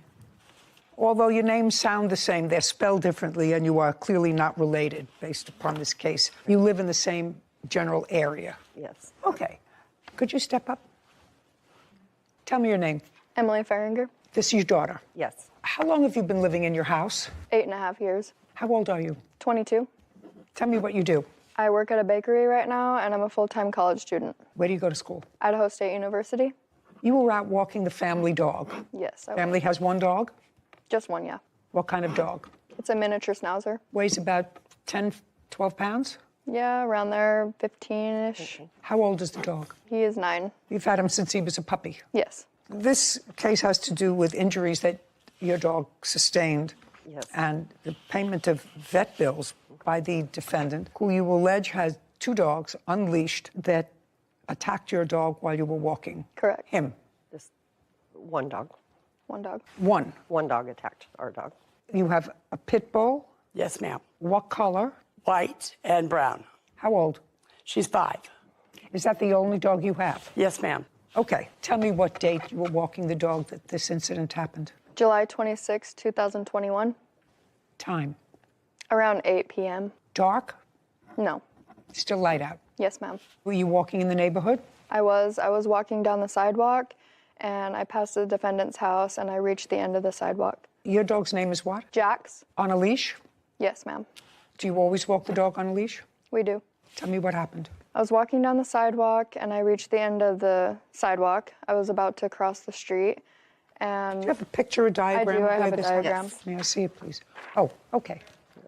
There it is. Would you go over to the diagram so that you can point directly and I can understand where this happened? From where the dog came? It seemed to be out in the street when it approached me. So it didn't come from the defendant's house, it came from the street? Yes. It had been on the left-hand side of me.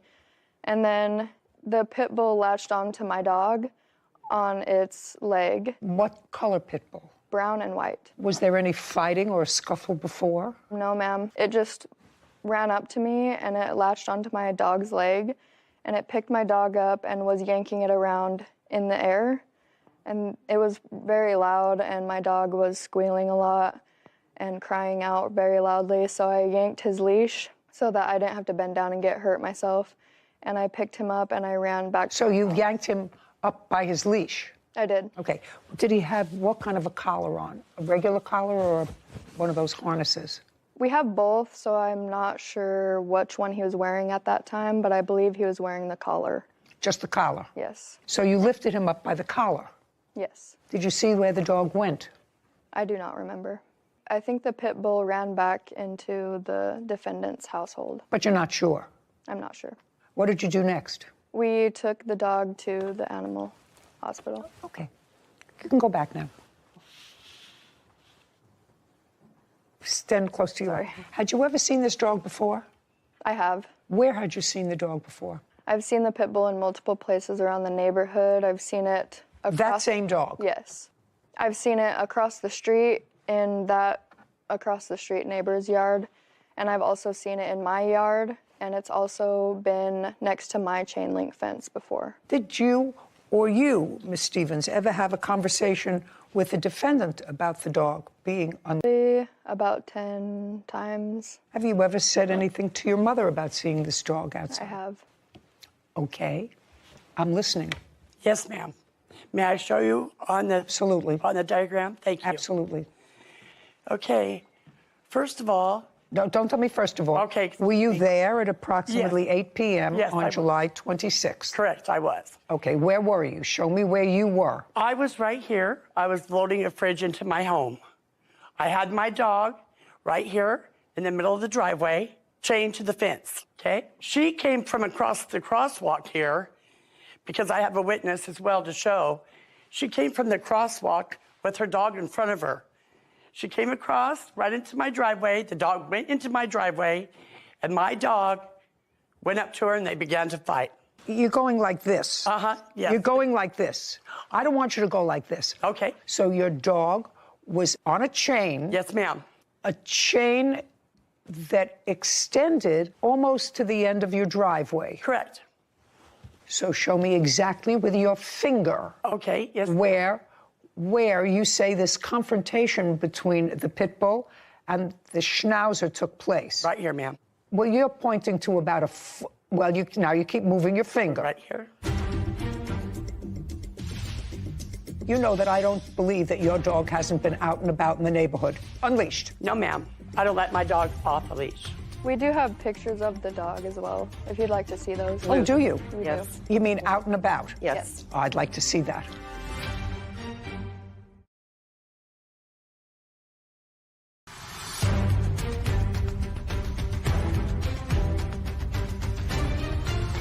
Audrey Stevens claims her neighbor, Heather Stevens, owes for vet bills after her dog was injured by Heather's pit bull.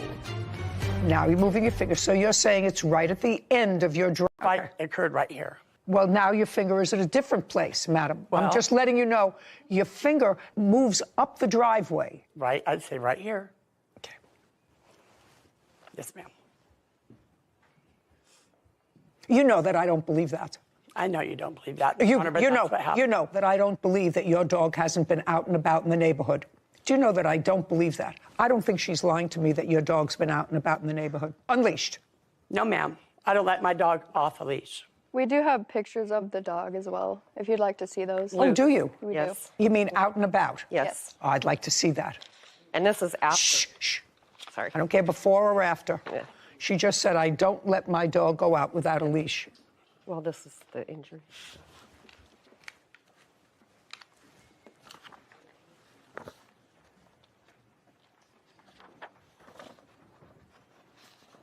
Ms. Stevens, these pictures belie the fact that your dog is out, leashed only. Do you want to see the photograph? Yes, ma'am, please.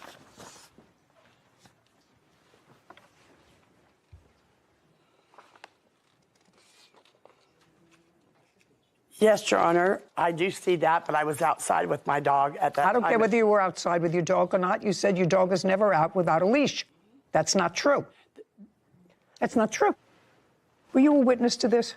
Yes, ma'am. Be very careful. Do you understand? Yes, ma'am. Tell me your name. My name is Karen Brennan. Are you a neighbor? No, I am a friend. A friend of whose? Of Heather Stevens. Go ahead. Well, on that day. On what day? On July 26th, I was helping Heather with the fridge. With what? With the refrigerator.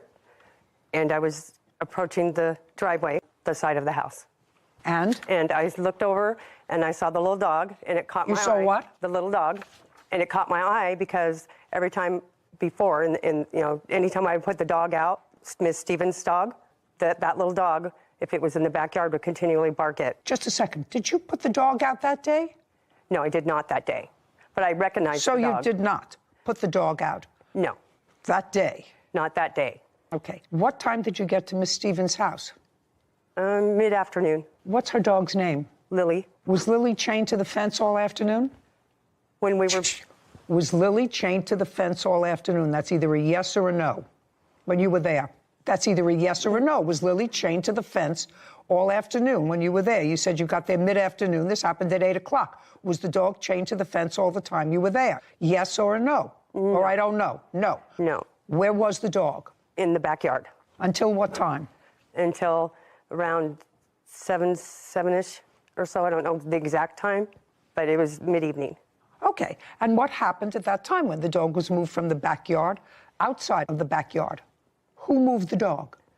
We went to go get the refrigerator. No. Who moved the dog? Heather did. She took the dog from the backyard. Yes. Just a second. To the backyard to the driveway. Just to the driveway, because that's where she pointed out that the dog was chained to the driveway fence. Yes. When we came back from we went to go get the refrigerator. Just a minute. Well, you didn't tell me, so you left the house. Yes. What time did you leave the house? Mid-afternoon. It was like... What time? Approximately 4 or 5. Okay. And the dog at that time was where? With us in the vehicle. So you had the dog in the car, so the dog was in the backyard. Yes. And then from the backyard, the dog went with you in the car. Correct. And then what? And then we picked up the refrigerator, and we came back, and then she had chained her. Okay, so from the car, the fence, according to the defendant, sort of midway up the driveway. Correct. Is where she chained the dog. Correct. Is that correct? Correct. Then where did you go? And then I went to go get the dolly and bring it around so we could get the fridge Okay, and where did Miss Stevens stay? She was in the driveway. And it was when you were coming out of the backyard that you saw Miss Stevens in the driveway? Yes. And saw the little dog? Yes. She was in the driveway. Was she next to the dog? Go over there and point out where she was, would you, in the driveway? She was... She, Miss Stevens. That Miss Stevens, yes. Your friend? Yes. Was right in the middle of the driveway, near where the dog was chained? Yes. And show me where the defendant's house is, because you had been in the house earlier that day. Point on that diagram where the house is. Right here. Where it says defendant. Yes. That's the whole house. And where's the front door? Right here. Up there. And where's the porch on the front door? Right there. Okay. Now, that's not where she was. She was in the driveway. Correct. Okay, now go back. Now I'm going to read to you what your friend Miss Stevens wrote and swore to in her answer. I was standing on the porch, maneuvering the fridge inside, and I saw a little dog sniffing around and walking up my driveway. She said she was on the porch. Well, she was back. That's where she said she was, on the porch. I know the plaintiff's dog is a barker since it has come to the backside of my property and barked at my dog through the fence. The dog walked all the way up the driveway to where my dog was. Now, you want to think back? Miss Stevens says she was standing on the porch. You were very certain she was standing mid-driveway right near her dog. Which one? Was she on the porch, which is all the way at the other end? Yes. Or was she mid-driveway? Mid-driveway. She was mid-driveway. So yep. Miss Stevens lied when she said she was on the porch. I didn't look at a police report. I listened to you. Yes, Your Honor. And I listened to your witness. Yes. And you and the witness that you brought told two divergent stories, two totally different stories. She was your witness.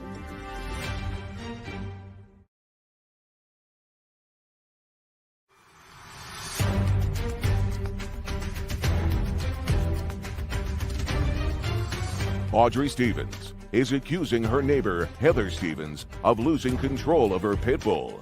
Heather claims Audrey's dog ran onto her property. So Miss Stevens lied when she said she was on the porch. That's what she says in her answer. I was on the porch when this happened. You understand? Do you understand? Yes. Sit. Can I see your vet bills, please? Your Honor, I have a video of my dog. Can we present the video that I have brought? You mean for that day? Yes, ma'am. No, not for that day. No, not for that day, but just to show you that my dog is not vicious. That she likes to play with little dogs. Clearly not on this day. She didn't like to play with other dogs. That dog is constantly barking at my dog in the backyard, and that's the only... My dog loves dogs. I have an obedient record. Miss Stevens, Miss Stevens. Yes. I want you to understand something. Yes, ma'am. Whether the schnauzer is a barker or not a barker, I told you, I didn't believe you when you told me that her dog was off leash. I didn't believe that. Either you or your witness lied. I don't know which one. So I'm going to have to assume it was your witness. Do you want me to assume it was your witness or you? One of you lied. She says you were in a totally different place. She was coming out from the backyard. That's where she was. She had gone to get the dolly. You said you were maneuvering the refrigerator. It was a very hectic day. Yeah. And I have photographs of your dog, despite the fact that you tell me that your dog is never off leash, always on leash. I have 3 photographs taken 3 different times of your dog being off leash. Now, there's no question that your dog caused the injuries to the dog. This has been going on for over a year in court. They dismissed it in criminal court, and there's a reason why they dismissed it. Just a second. Yes, You're going to try to tell me why they dismissed the case in criminal court? You have a document. I mean, I understand that they filed a criminal case against you. There was a criminal case that was dismissed, Your Honor. That's okay. That has nothing to do with this civil proceeding. You know, somebody may not want to put you in jail because you let your pit bull roam around without a leash. Somebody may not want to put you in jail, but you are clearly responsible for this dog's injuries. You are. If you have a pit bull, and pit bulls can be dangerous dogs, they can turn on a dime and cause serious injury. Pit bull lovers, I don't want to hear from you. I've been going through it for 25 years. Some of them are nice. Some of them are not nice. But when they're not nice and they turn, they have configurations that can cause a great deal of injury. One killed a woman who was babysitting for it. I understand So you do understand. I believe, may I say something? I believe that a dog is how it was raised, okay? I've raised that dog from a baby. She's never been mean like that. That dog that lives next door, which is Miss Stevens' dog, yaps at my dog every single day. She goes outside, yaps, yaps, yaps, yaps at her. So what you're telling me is your dog... So if what you're telling me is that your dog had the right to be aggravated because the dog yaps at her all the time, that's not a reason to... You do that regularly, and you can't do that.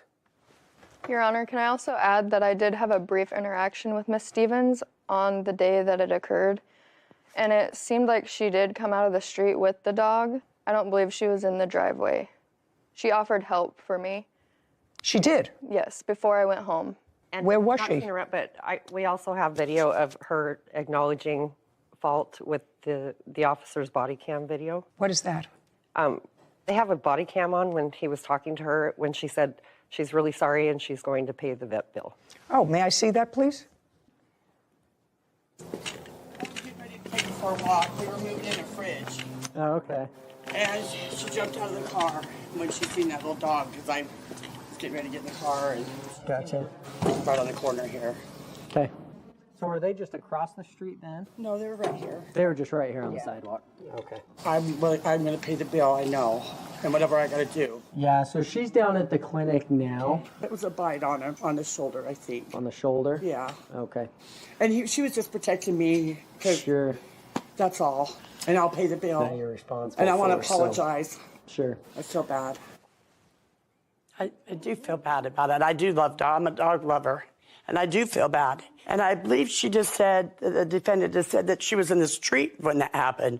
It was in my driveway that happened, Your Honor. I'm just saying, we want to be honest. Was your dog on a chain? My dog was on a chain, Your Honor. Another thing, I never got my side of the story added to that at all. It was all one-sided. The whole police report was one-sided, Your Honor. I didn't look at a police report, I have madam. one right here. Just a second. I didn't look at a police report. I listened It's to all your. one-sided. I listened to you. Yes, Your Honor. And I listened to your witness. Yes. And you and the witness that you brought told 2 divergent stories, 2 totally different stories. She was your witness. Yes. Do you understand? Yes, Your Honor. I wasn't trying to. Very, very good. Okay. Pain and suffering, unfortunately, is not yours. If you had had injury to yourself, and I think that the law is a little crazy there, but we can gauge pain and suffering for an animal. Anyway, your vet bills were $435. Your Honor, we just added that just because, I understand. Blatant disregard and the dog's still out all the time. Oh, no, excuse me. The total with tax was $441. Judgment for the plaintiff. Thank you very much. Thank you. This court is adjourned. It's been a struggle just because of how long it's been going on. It was a crazy day. The dog almost got to our dog's leg bone and broke it. Because the dog is always jumping at my dog. It was pretty scary. So it surprised me that happened. He was bleeding and everything. She's not vicious whatsoever. We ran him up to the hospital. The animal control never came in my house. I had a feeling that Judy would see right through her, so. I love dogs, and I felt sorry for the little dog. I'm happy about the settlement and how we got our money.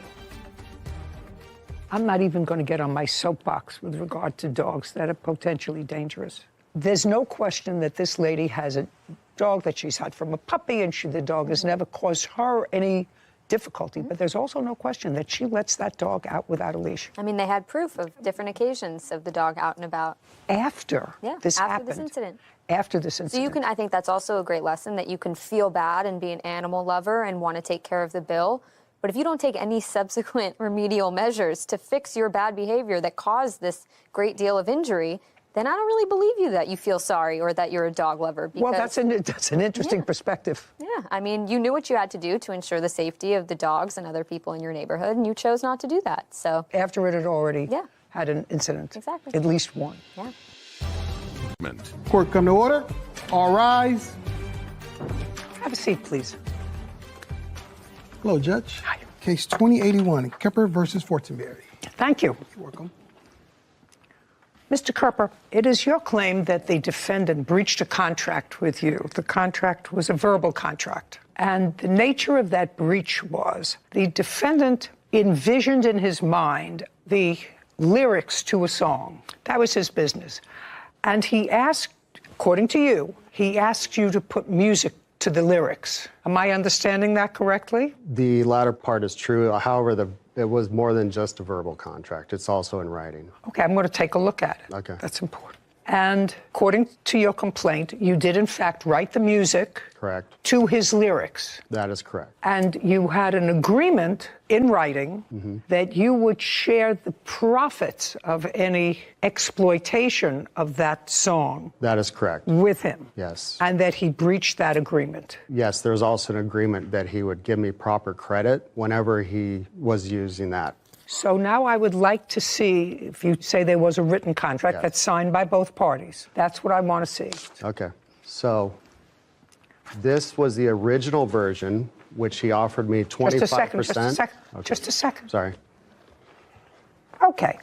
This contract is pretty straightforward, and it's signed by both parties, and it says Luther Winston Fortenberry created a song, Baby I Got a Gun, and Charles Kerper, that's you, transcribed it to guitar. Correct. So what this contract says, I just want you to understand, Mr. Kerper, is that the defendant created the song, and you transcribed it to guitar. That's what it says. And that was written in January of 2016. Correct. It's signed by both people. That is correct. Okay.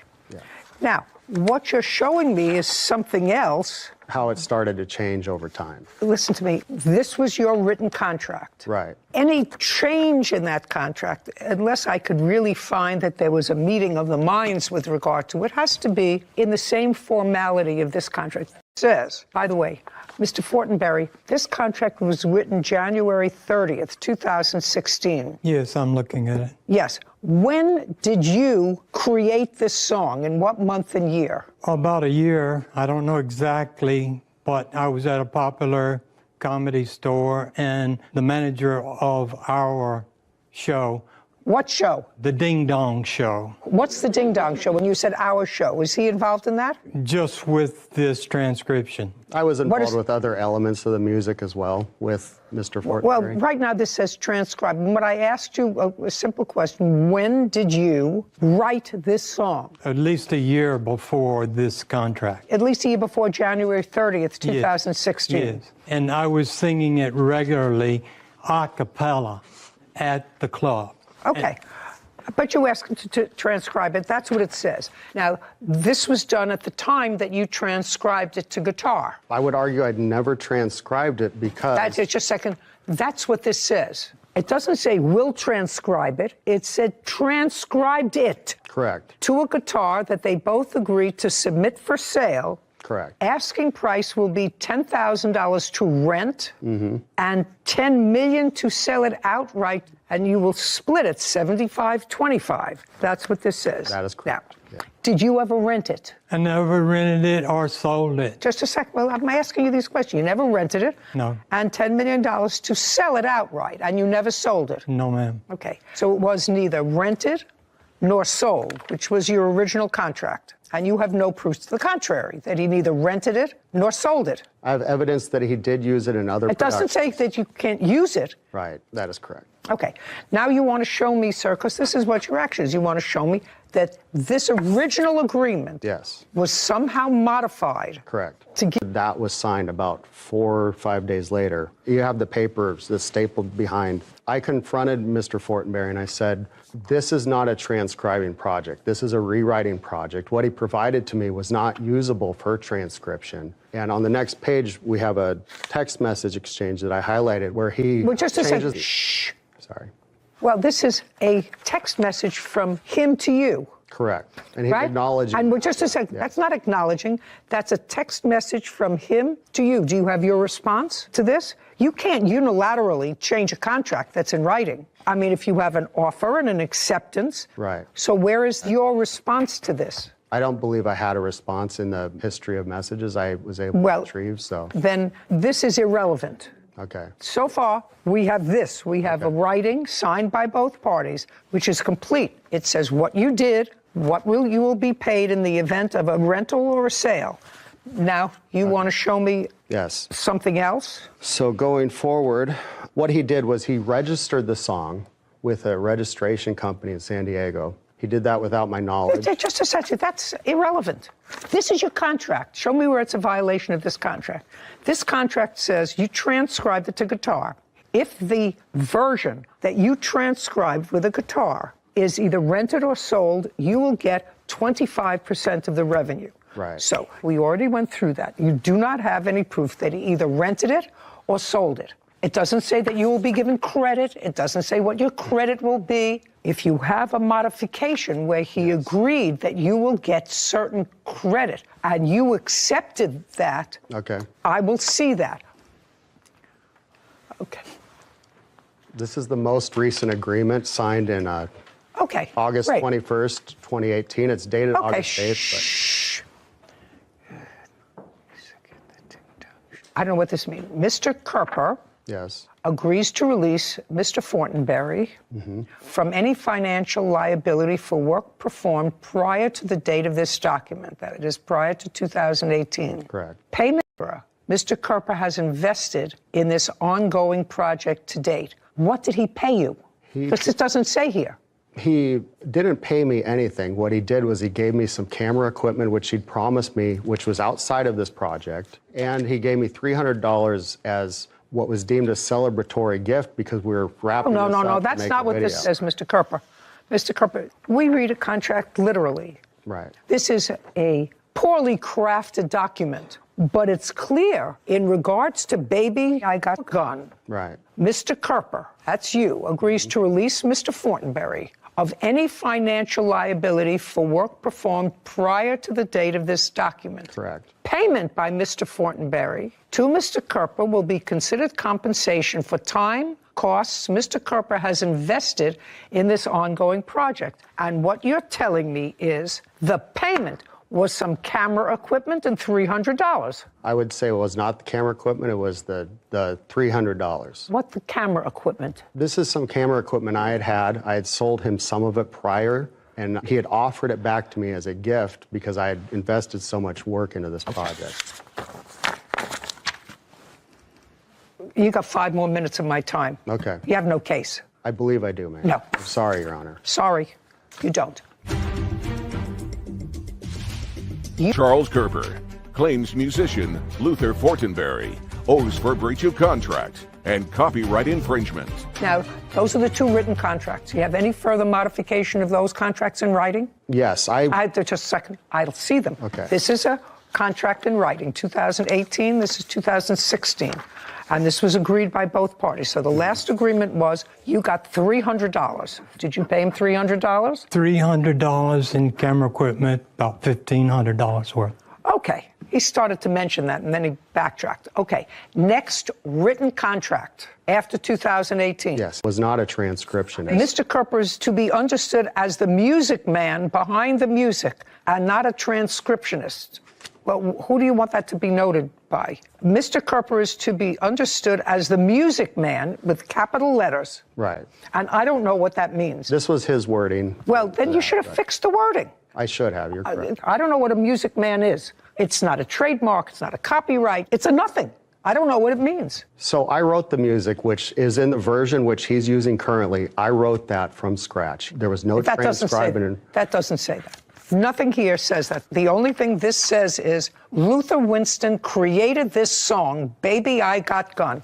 That says he created it, you signed it. You wanted to clarify it. You wanted to be known as the music man, not just the transcriber. I don't know what music man means.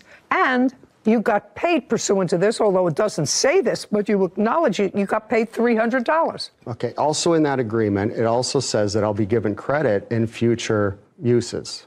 It says that. As the music man. You want him to say you're the music credit, man? which he did not give me Just credit. a second. You want him to say, whenever he performs the song, Baby You Got Gun, if he gets up to perform that, I wrote this song together with Mr. Kerper, and I want you to understand that he's the music man.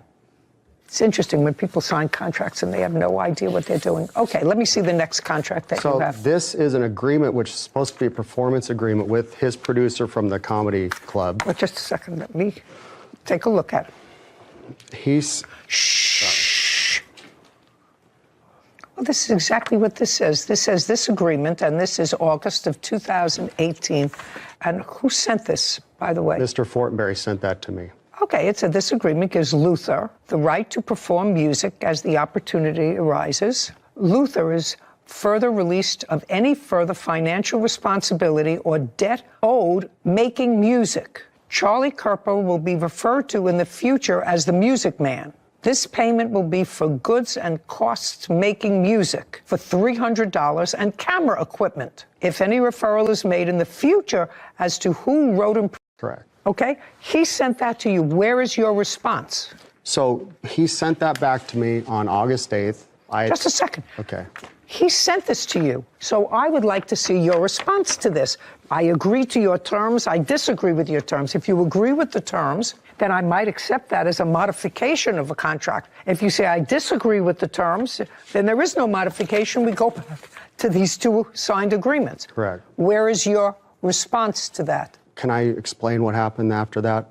He's emailed that to me. I was here in LA, and I didn't have an opportunity to entirely go over it, but we were trying to meet with him at a restaurant and also at the museum to have this resolved. So I had my phone only to look at it, and he was playing hardball with me that day. So he sent me these emails saying he had signed these agreements which included making referral to me and clarifying that I did in fact write the music, which he claims I transcribed. I need your response to him. Okay. If there is no response, we have these two agreements. So the response was this. That night, he finally agreed to meet with us. Right, in writing. Yes. I want what you sent to him in response to this email.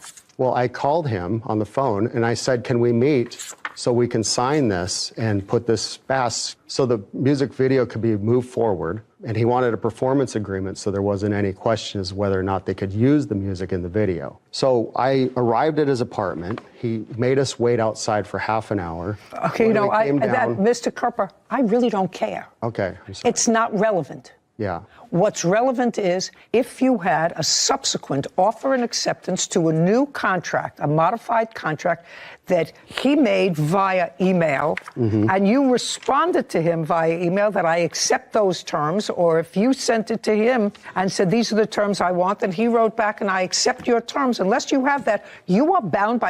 Right. And according to this contract, when referring to this music and referring to you, he has to refer to you as in capital letters, the music man. Correct. Giving me credit. Correct. No, he has to refer to you as the music man. It says here in this contract, I'm sorry, if any referrals made in the future as to who wrote and performed parts of said music above, Charlie Kerper will be given those credits. Yeah, as a music man. No, it does not say music man here. Where? It should say it in the, not that one.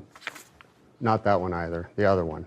There's no other. I only have 2 written contracts. This is his original email to me that he sent me before the contract I don't we're want- discussing, and it has my response. I have my response attached to it here. I'm sorry, Your Honor.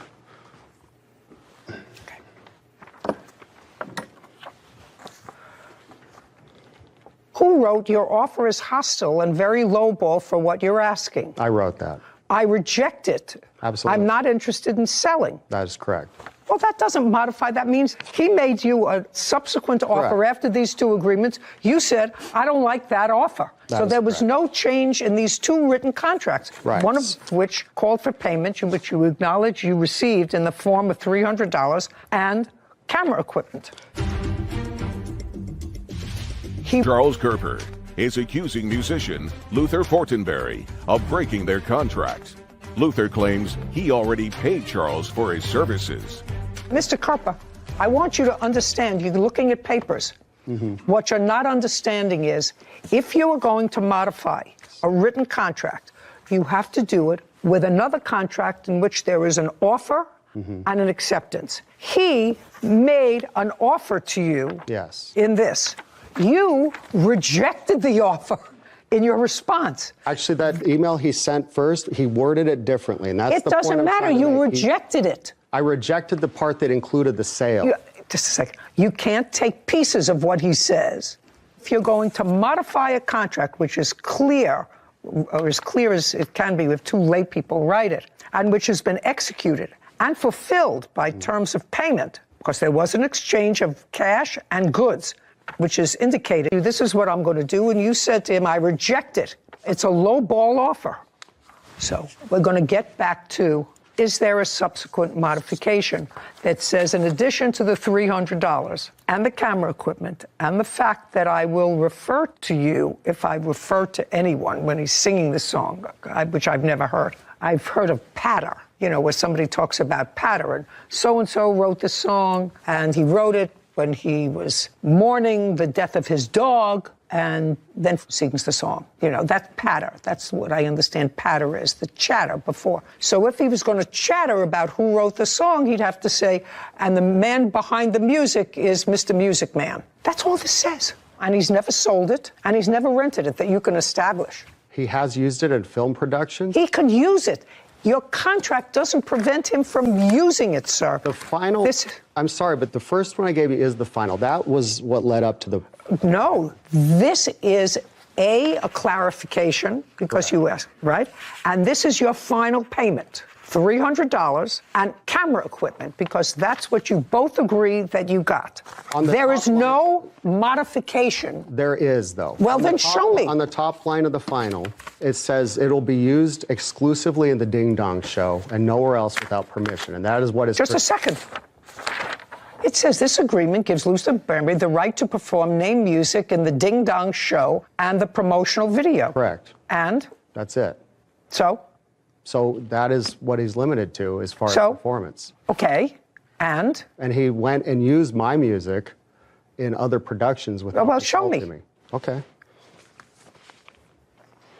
I also have lyric sheets showing that... Listen to me, sir. Yes. I've already explained to you what this case is about. It's a contract case. Okay. I'm not going to go through contracts. You have no modification of a contract unless there's an offer and acceptance. The only 2 contracts you have are here. I absolutely read this, and it says this agreement gives Luther Fortenberry the right to perform music named in the Ding Dong Show and promotional video. Correct. That's what it says. You say he used it in other places. That is correct. There's no remedy if he uses it in other places. You only have a remedy, sir, if he sells it or rents it. And you're not asking for injunctive relief. There's no action. He did with it, to be honest. What? I don't know what he's done. I've asked him for a complete statement of where he's used this. Just and a what second. payment. Mr. Kerper. Yes. You're the plaintiff. Yes. It's not his burden. It's your burden. What you're saying is he was limited to using it on one particular program, according to this, and promotional. And he's used it in other places. And I said, put your hand down. When it doesn't appear that you're losing, you're supposed to keep your mouth closed. It's your burden to show me that he used it in other places. That's first. Okay. Show me. I can do that. Just, I have the papers. I had it quite orderly before I came into court, and its nerves happen. You can look for it, sir. I'm just advising you that your action is for breach of contract. That's what you filed. Right now, I have 2 contracts. One contract was fulfilled with the payment of $300 and camera equipment. There is an agreement here, however, that says he can use that music on certain things. It doesn't say exclusively on certain things. He says he can use it on the Ding Dong Show and promotional video. I assume promotional video, if you're inferring what that means, is for the Ding Dong Show. Now, it doesn't say it. If he uses the music someplace other than the Ding Dong Show and promotional video and he gets paid for it, I get a certain amount of money. Your original contract provides for a 75-25 split if the music is rented or sold. Right. That's what it provides for. So when I accepted the payment on the contract, that was with the notion that he was going to give me credit in the future, which he has not done. Okay, we're done here, Mr. Kerper. It's unfortunate, but you are bound by the terms of this. The one in 2016 is crystal clear. You're a transcriber, and as a transcriber, you will get 25% if the music is either rented or sold. Subsequently, there was a writing that says you don't want to be known as the transcriber, you want to be known as the music man. Your Honor, I did not transcribe anything. I wrote the music, okay. and that's why Mr. the Kerper, we're subsequent done. You got paid paper- $300 for writing the music and camera equipment. We're done. Your case is dismissed. This court is adjourned. Mr. Fortenberry approached me to transcribe a piece of music he Well, I'm sorry she had to listen to so many lies. presented me as completed, which it was not. And I'm glad she had something in print like contracts. I helped develop the lyrics further and also write the music. I hoped that he would see the truth Well, there's always more songs, isn't there? and correct his lies. While I really appreciate that these 2 plaintiff and defendants had a written contract, it's always a risk as a layperson to write a contract yourself. It has to be fully integrated, all the points have to be hit, and one major part that was lacking here was a remedy section. So if the plaintiff is claiming that he deserves some sort of credit or some sort of payment for a show or an exploitation of the song going forward, there needs to be a sentence at least that's a meeting of the minds as to what's going to happen if that condition is not met. In the future. In the future, because the contract, the second contract in 2018, clearly said he was paid. And he was And paid. he signed it. And he signed it. He was paid $300 and some camera equipment. The defendant said it was worth $1,500. I don't know whether it was or it wasn't. Anyway, it was inartfully done. You have to give them credit for trying. Yes. For trying. You know, they're music people. They're artists. Yeah. Language and specifics and details is more our forte as lawyers. More important, it's so frightening that I think I have a memory somewhere back here of the Ding Dong Show. So I'm going in the back now and look up the insurance deductible and filing a false police report. Court come to order. All rise. Have a seat, please. Case number 2074, Marshall versus Fugate. Thank you. You're welcome. Mr. and Mrs. Marshall, you live across the street from Mr. Fugate and his mother. Yes. How long have you lived in your house? 22 years. And Mr. Fugate, how long have you lived in your house? Your Honor, my mom has lived in the house far longer than I have. She's lived in it since 2008. I moved in 2016. Mr. and Mrs. Marshall, this problem that I'm going to try to rectify today deals with parking space. Yes. And the parking space is a public parking space, correct? Yes, ma'am. Yes. And it's on the street, and the public parking space happens to be in front of your home. Yes, ma'am. You live across the street. Yes, ma'am. And the case involves acrimony that has developed because you, Mr. Fugate, would like to keep that spot that's in front of your home free for your mother, who you say for health reasons, it would be more convenient for her to park right in front of the house. Yes, ma'am. And Mr. and Mrs. Marshall sometimes or always park in that spot. That's what the problem is. Yes. Okay. And I assume you're going to speak for your husband for now? I can, yes. Do you want her to talk for you? Sorry.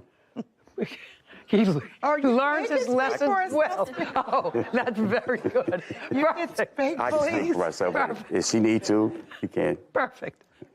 You've been living there a long time. Did you have any trouble with the Fugate family about this parking space between 2008 and 2016? No. So before the son moved in, you had no problem? That's right. Had you ever, just a second, had you ever had discussions with Mrs. Fugate about parking in that spot before he came? No, ma'am. Okay. Now, Mrs. Fugate, did you understand what I said? Yes, ma'am. Okay. I want you to be very careful in your answer to me. Yes, ma'am. You've lived there for a long time. Yes, your son didn't move in until 2016. Before your son moved in, did you ever have any communication with Mr. and Mrs. Marshall about parking in front of your house? Is that correct? That's correct. Okay. Can you tell me what changed after her son moved in? Okay, where I park at is actually across the street from the Fugates. It's right by my driveway, and I park my Toyota Avalon right beside my driveway, which is the parking spot that Mr. Fugate is causing the problems over. So it's the parking spot is in front of your house? No, it's not in front of my house. It's beside my driveway. But on your side of the house? That's on your correct. side of the street? Yes. Correct. Do they have a parking space in front of their house on their side of the street? Yes, ma'am. Do you ever park there? I have. When they took the parking space I usually park in, I did park across the street. Okay, so occasionally, either Mr. Fugate, his mother, parks on your side of the street, on a public street, and you'll park in front of their house. Correct. Okay, I got it. Okay, so let me tell you all this. We're going to finish part of the case right now. Too bad. You can park wherever you want on a public street, because there are other visitors that come, I assume, for people who live on the block, that they take up parking spaces, and occasionally there aren't other parking spaces. You know, there's no question you would prefer to park on your side of the street, and you would prefer to park on your side of the street. If you can't, you can't. Mr. Fugate, I'm just telling you, just so that you know, you have no right to a public parking space. Yes, I understand that, Your Honor. I'm not the one that needs to be told that, though. You have no right to a public parking space. Yes, ma'am. Where do you live, in what state? Ohio, Cincinnati. Okay. I've actually been to Cincinnati frequently, but I am certain that there is no regulation in Ohio or any city or town thereof that says, well, you sort of had first dibs on the parking space on the public street that's in front of your house. That's ridiculous. The best that Cincinnati has, Your Honor, but that's the best that they have. You live across the street from each other. Did either of you ever call the police and say a car has been there for more than 3 days? Yes, Your Honor. Who did? I did, Your Honor. Why? Because the spot in question that's directly across the street is actually, it's hindering to the entire flow of the neighborhood and where everybody parks on the street. I served 10 years Army, and I fought for people. Listen, I don't care if you're a good person, if you're not a good person, if you're a do-gooder, if you're not a do-gooder. It's a public street. And if what you're suggesting to me is they should be nice, it's an older person, and they shouldn't park in that spot, what I'm telling you is I wouldn't start up with anybody by calling the police on a car that especially a car that I knew. I know that it's my neighbor's car. They've been living there for 22 years, relatively peacefully. Relatively peaceful. It hasn't really been peaceful, Your Honor. You moved there. Yes, I did. They were living there a decade before you moved there. You. Yes, ma'am. If it wasn't peaceful, there are options. You're a free person. But I think it's absolutely ridiculous. I cannot imagine my calling the police on a neighbor's car that was parked in the street. Well, that created problems. Okay, so I see where we're going. We're going to get to this case. Reimbursement for insurance deductible, that's one thing, because you claim that Mr. Fugate damaged your car. Yes, ma'am. On what date? That was on June the 26th. Of this year? Of 21, I'm sorry. Okay. Do you have any video evidence of the damage to your car? No, ma'am, all I have is a picture. Tell me how he damaged the car. With what did he damage the car? Okay, he damaged the car with his hand.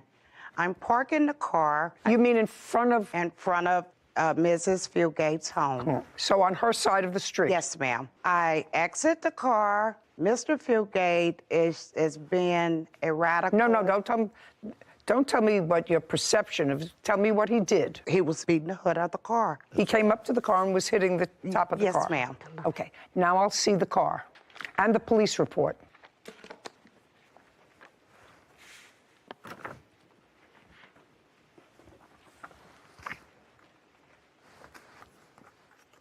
See the dent, and that's the.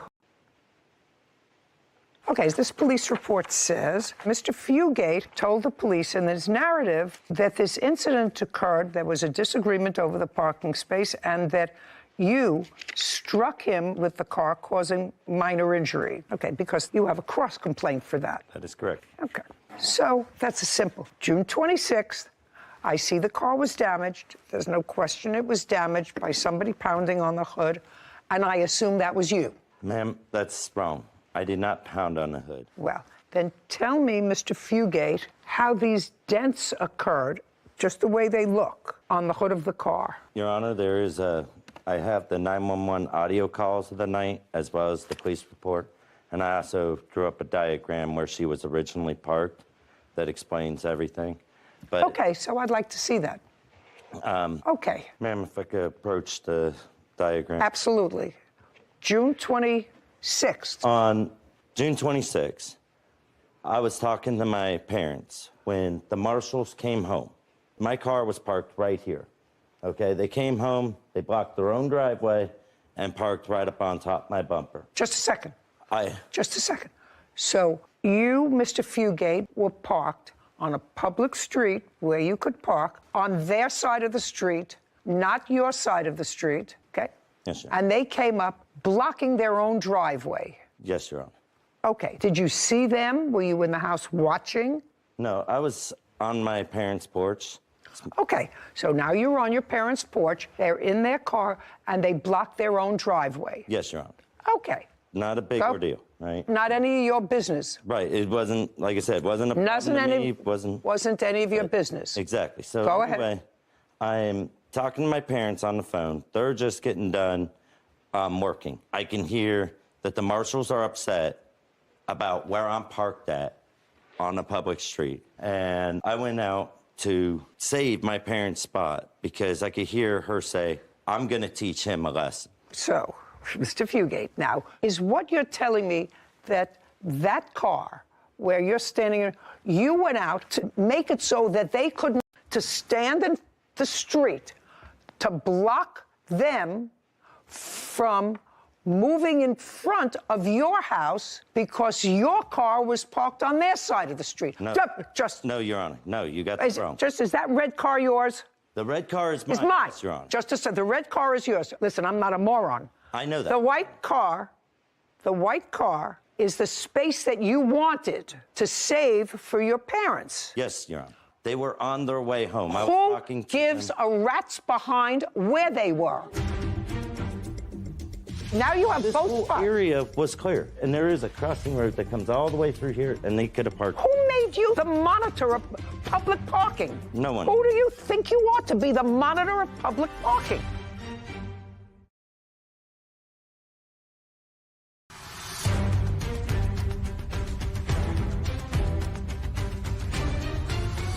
Sherry and Jeffrey Marshall claim their neighbors, Joseph and Jennifer Fugate, owe for an insurance deductible and filing a false police report.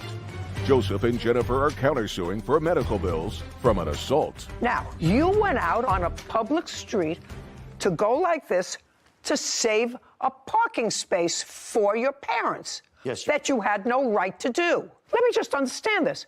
You had no right to go out there. You parked on their side of the street, and then you went outside to save the spot because your parents were on their way home. Yeah, Just a second. You have no right to do that. Zero. Don't you understand that? No, actually, I don't understand that, Your Honor. How do I not have a right to save a spot? You do not have a right to my save a elderly public parents? Just a second. You don't have that right. because I'm here to tell you, you don't have a right to save a spot on a public street by standing in the street like this. Don't park here. And I'm you not have like this. I don't care whether you were hopping on one foot and chewing gum.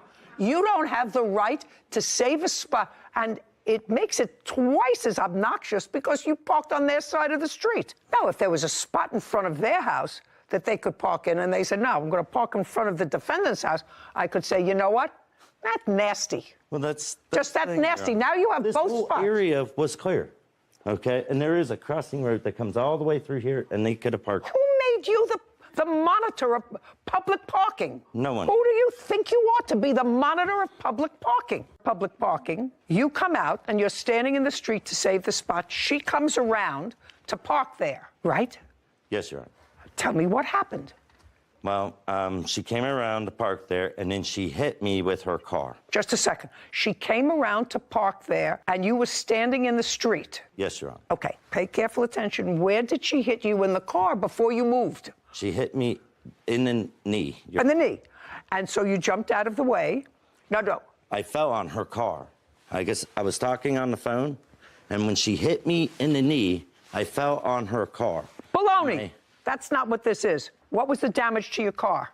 The damage. That's baloney. That didn't happen because your elbow went on her car. Sir, if she hit you on the knee, she hit you on the knee with the front of her car, which is possible. By the way, you have medical records to show me? I do. I'd like to see them. The record should reflect that they closed this case, made no arrests in this case, and probably told everybody to behave themselves, which is what I'm doing. I apologize. Okay. What is this? That is the ambulance bill for... I want to see a medical record. I don't care if you went in an ambulance. I want to see what the doctor reported about your injury. Where is that? I was unable to get that. Well, that's too bad. Then I'm not interested in this. That's nonsense. Okay, how much did it cost to fix your car? Here we are. Thank you. And you had a $500 deductible? Yes, ma'am. $500 so far for the plaintiff. The counterclaim that talks about medical bills for this is dismissed. Okay, filing a false police report. Yes, ma'am. And the false police report you're talking about is what? Mrs. Fieldgate initiated a confrontation with me. When? December the 22nd. I'm on my way to my vehicle. Mrs. Fieldgate is parked maybe like 10 feet behind me. Put up the diagram again, please. Okay, just go over to the board. This is a different date, but I just want you to show me where she was and where you were. Okay. Mrs. Fieldgate, ma'am. Okay. And I'm parked here. In front of her house? Correct. Okay, so you're both on the same side of the street, which is the defendant's side of the street. You're parked across the street from your house. That's correct. Got it. Go ahead. Okay. What happened? And Mrs. Fieldgate, she comes out of her car. She's walking towards me. She's upset. She's yelling. And I don't remember all of the words that she was saying, but it was about parking. She was telling me I couldn't park where I was parked at. She's yelling. She's screaming. I'm trying to reason with her. Could you step back there? Yes. I'm trying to reason with Miss Fieldgate. I'm telling her it's a public street and I can park there. She's yelling and screaming and telling me that I can't. We're standing in front of one another. She's still yelling and screaming. I'm trying to reason with her. Next thing I know, she hits me on the hand. My reflex, I pushed her back. Next thing I know, she's still standing after I pushed. Next thing I know, I guess she thought about it, and then she made herself fall on the ground. Well, I don't know whether she did or not. Somebody said with regard to this that there's a video of this. Is that correct? Yes, ma'am. It was dismissed in court. It wasn't showed in court. I don't care whether it's shown in court or not. I would like to see, because I read here that there is a security video of what happened on.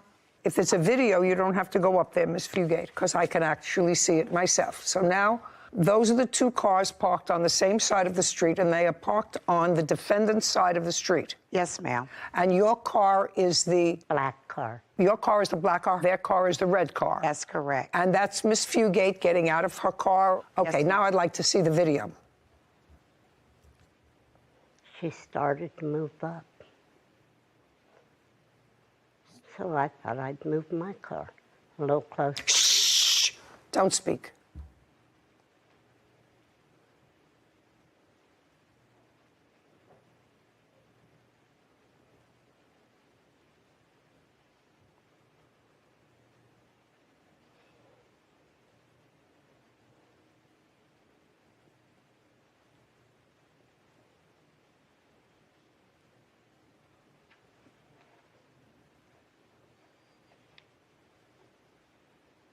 That's when she... Shh. Okay, I'm going to see that again, please.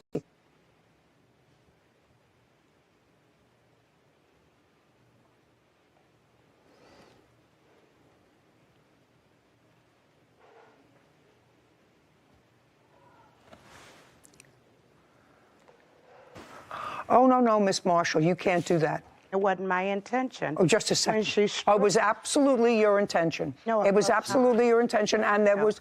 Listen, you know, I'm an equal opportunity abuser. You can't do that. You can't do what I just saw. What I just saw is unreasonable behavior and totally inconsistent to being maybe, which I didn't see, slapped on the hand. Right. Maybe slapped on the hand. I didn't see it. But I did see you give her a substantial shove, and she is a person who has a certain infirmity, and she fell. And if she fell, and if she was injured, you're responsible. That's it. I saw you give her a shove that didn't, as you say, she decided to fall back down. No, madam. You hit her with such force that she fell backward. You say no, I say yes. I'm a judge. I win.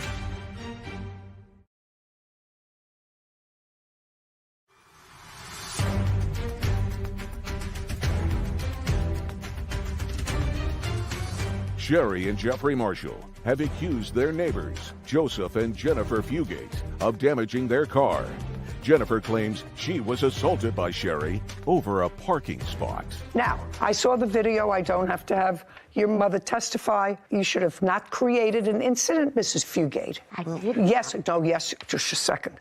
Yes, you did. I was walking towards the car, and I was to go to my car and pull up because she was starting to pull her car up.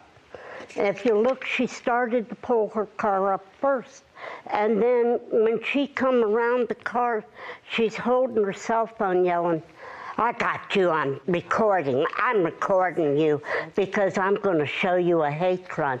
Excuse me. Just a second. Part of the problem is you and your son have to understand your house. And your son clearly is a provocateur in this because he parks his car on their side of the street. I'm not getting... So what I'm doing is I am dissecting this case. If I have two unreasonable people, they're going to continue to make each other's lives miserable, and I can't control that.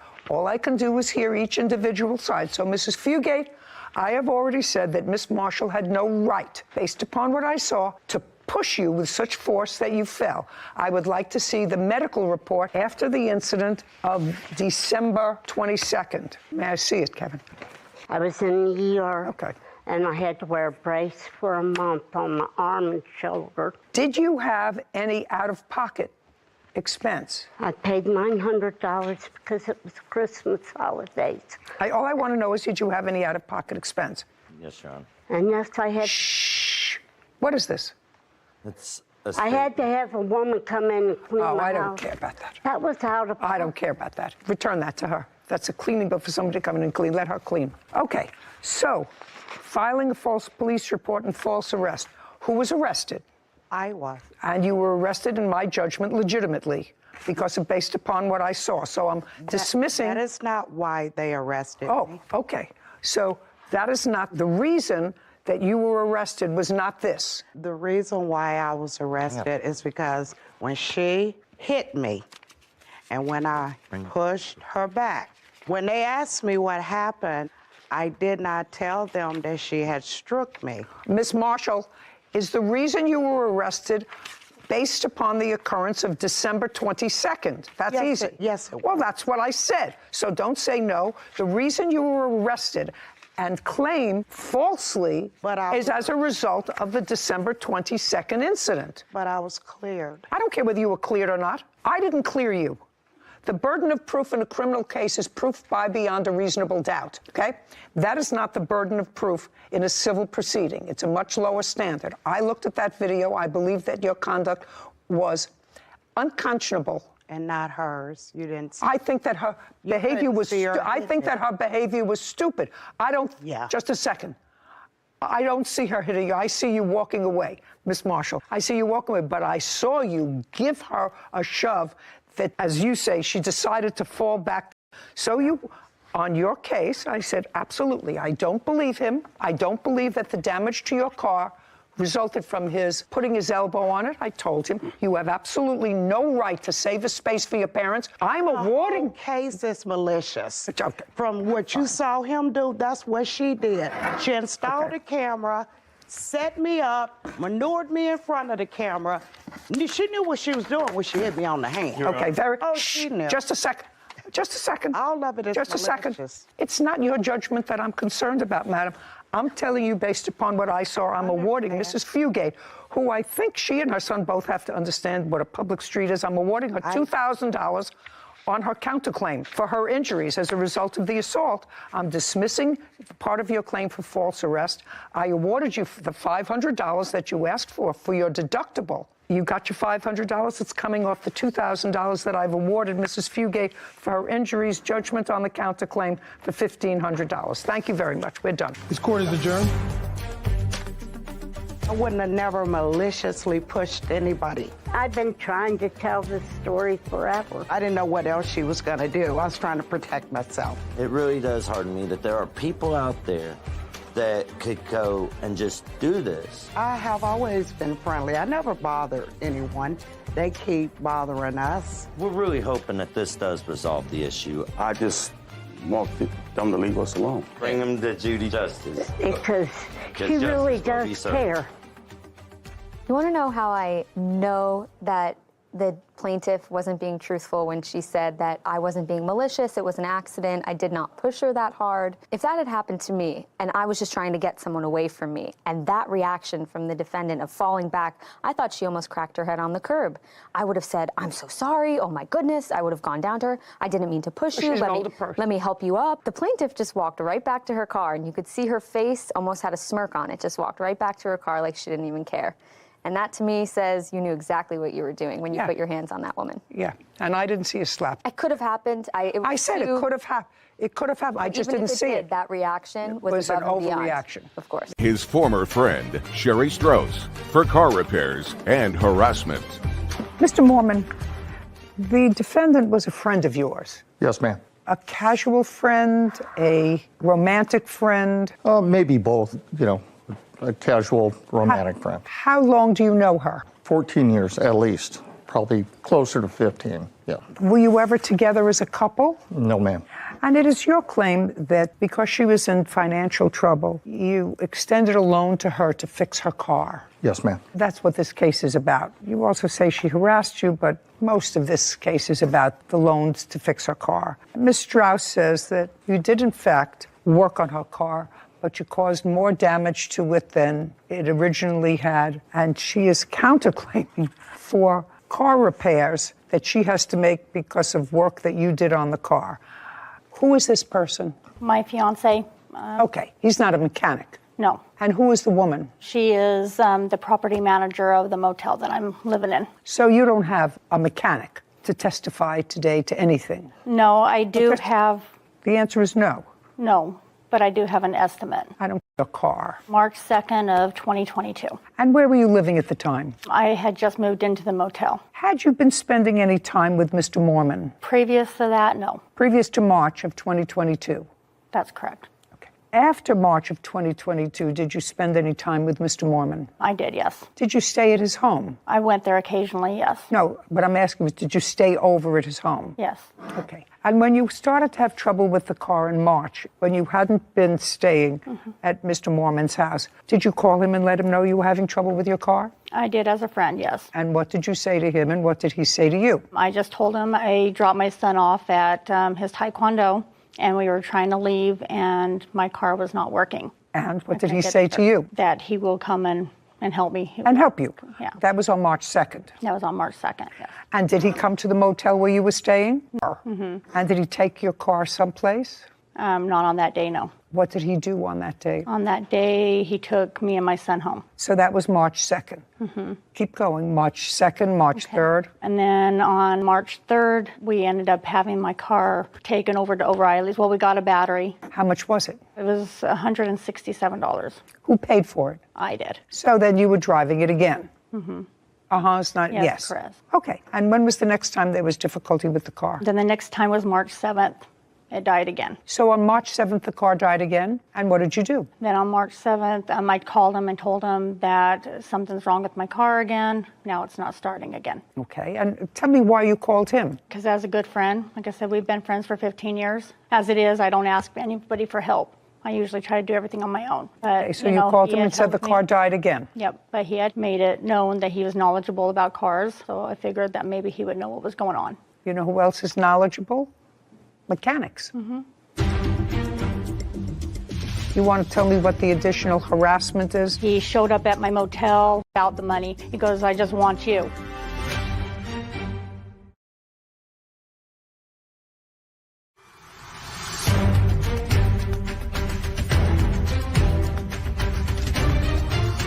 Derek Mormon says his former friend Sherry Strauss owes for car repairs.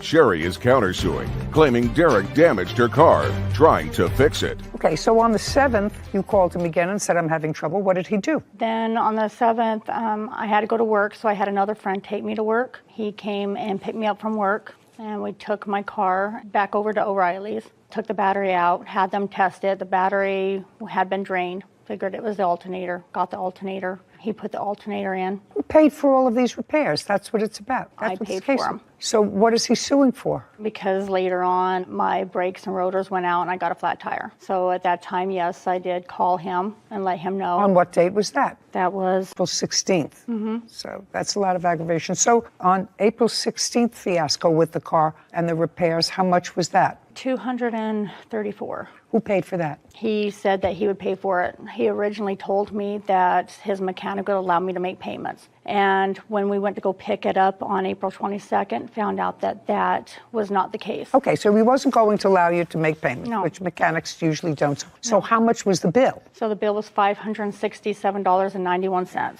And he paid for that because they wouldn't let you make payments? He paid for that because he knew I was... No, not he knew. You were originally going to pay for that and make payments. Yeah, I was Just gonna a make second. payments. You were originally going to pay for it and make payments. Mhm. You found out that you couldn't make payments, so he said, fine, I will make the full payment to the mechanic. Yeah. But it was always your intention to pay for the repairs of the car, only you wanted to pay for it in a slower fashion. Right, I was going to make the payments to the mechanic, yes. Right, okay. Yeah. What I want to know is, did you pay him back any of the $567? I gave him $300 to help him with rent, but Just a second. Tell me when you gave him $300 for rent. I gave him... She give you $300 for rent. No, Your Honor, I don't need anybody to help me pay my rent. Do you have any proof that you gave him $300 for rent, a withdrawal from a bank or anything? No, I don't, Your Honor. Okay, so far you owe $567. Is that what you paid for her in April? No, Your Honor, I paid $674.76.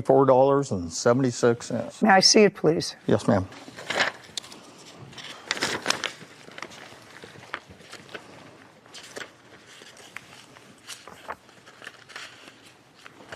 Yeah, April 18th.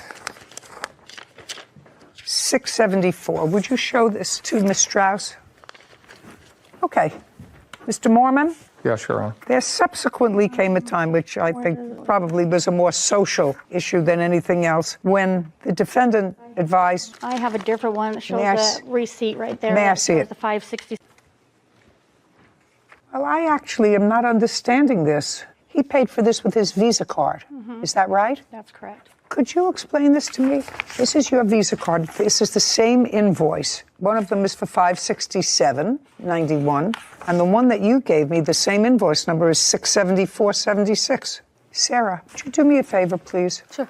Would you add up? From both or just the top one? Well, let's start with just the top one, for which there is a Visa receipt. So I gather that all this became problematic when you started to see a serious boyfriend. Is that right? That's correct. Now, after March, you said you stayed occasionally at Mr. Mormon's. When you stayed at Mr. Mormon's, was that more of a social? I mean, was it a more intimate relationship than just social friends? This was after March, after you were in the motel. We're kind of like friends with, benefits in a way, so Okay. yeah. All right, and then you found someone new, and according to him, you advised him that you had somebody new, and now he wants the money for the car, which you were going to pay anyway. You were going to Originally, pay I it. figured it was a friend helping a friend. I didn't No, think of it it as a wasn't. loan. However, when you got there, you found you couldn't make time payments, so he said, well, you need a car, I'll lay it out up front. But it was always your intention to pay for your own car. Do we have a... That is the correct number. And then at the bottom, that totals. And then the additional to bring you to 567 is the tax. Okay. Now, so the next part of your case is about harassment. By whom and for what? Your Honor, after Mr. Martinez got into the picture. That's this gentleman. Yes, ma'am. He was a man of his word, and he was going to pay me not to talk to Sherry any longer, which I didn't. Okay, so you had a discussion with him that all of her bills he was going to take care of? Many discussions, yes, Your Honor. Okay. And? I never got a dime. Message is what? Just saying, hey, leave her alone, which is Okay, fine. that's all right. That's not harassment. Yeah, I don't have a problem with that. Okay, fine. But it was, hey, I'm going to pay you. I'm a man of my word. Okay, well, that you're not Where's my suing him, money? so who cares about that? Yeah. She owes you $567. That's what you put on your visa. Now, let's get to your money owed for car repairs and harassment. Okay. Now, you don't have a mechanic here, so what your claim is that whatever he did to the car, he didn't do well, so you had to take the car, or you're going to have to take the car to another mechanic. I don't care. You would plan to fix this car yourself. The problem was with payments. If you had to make additional repairs to the car, that's not his problem. Okay, now you want to tell me what the additional harassment is?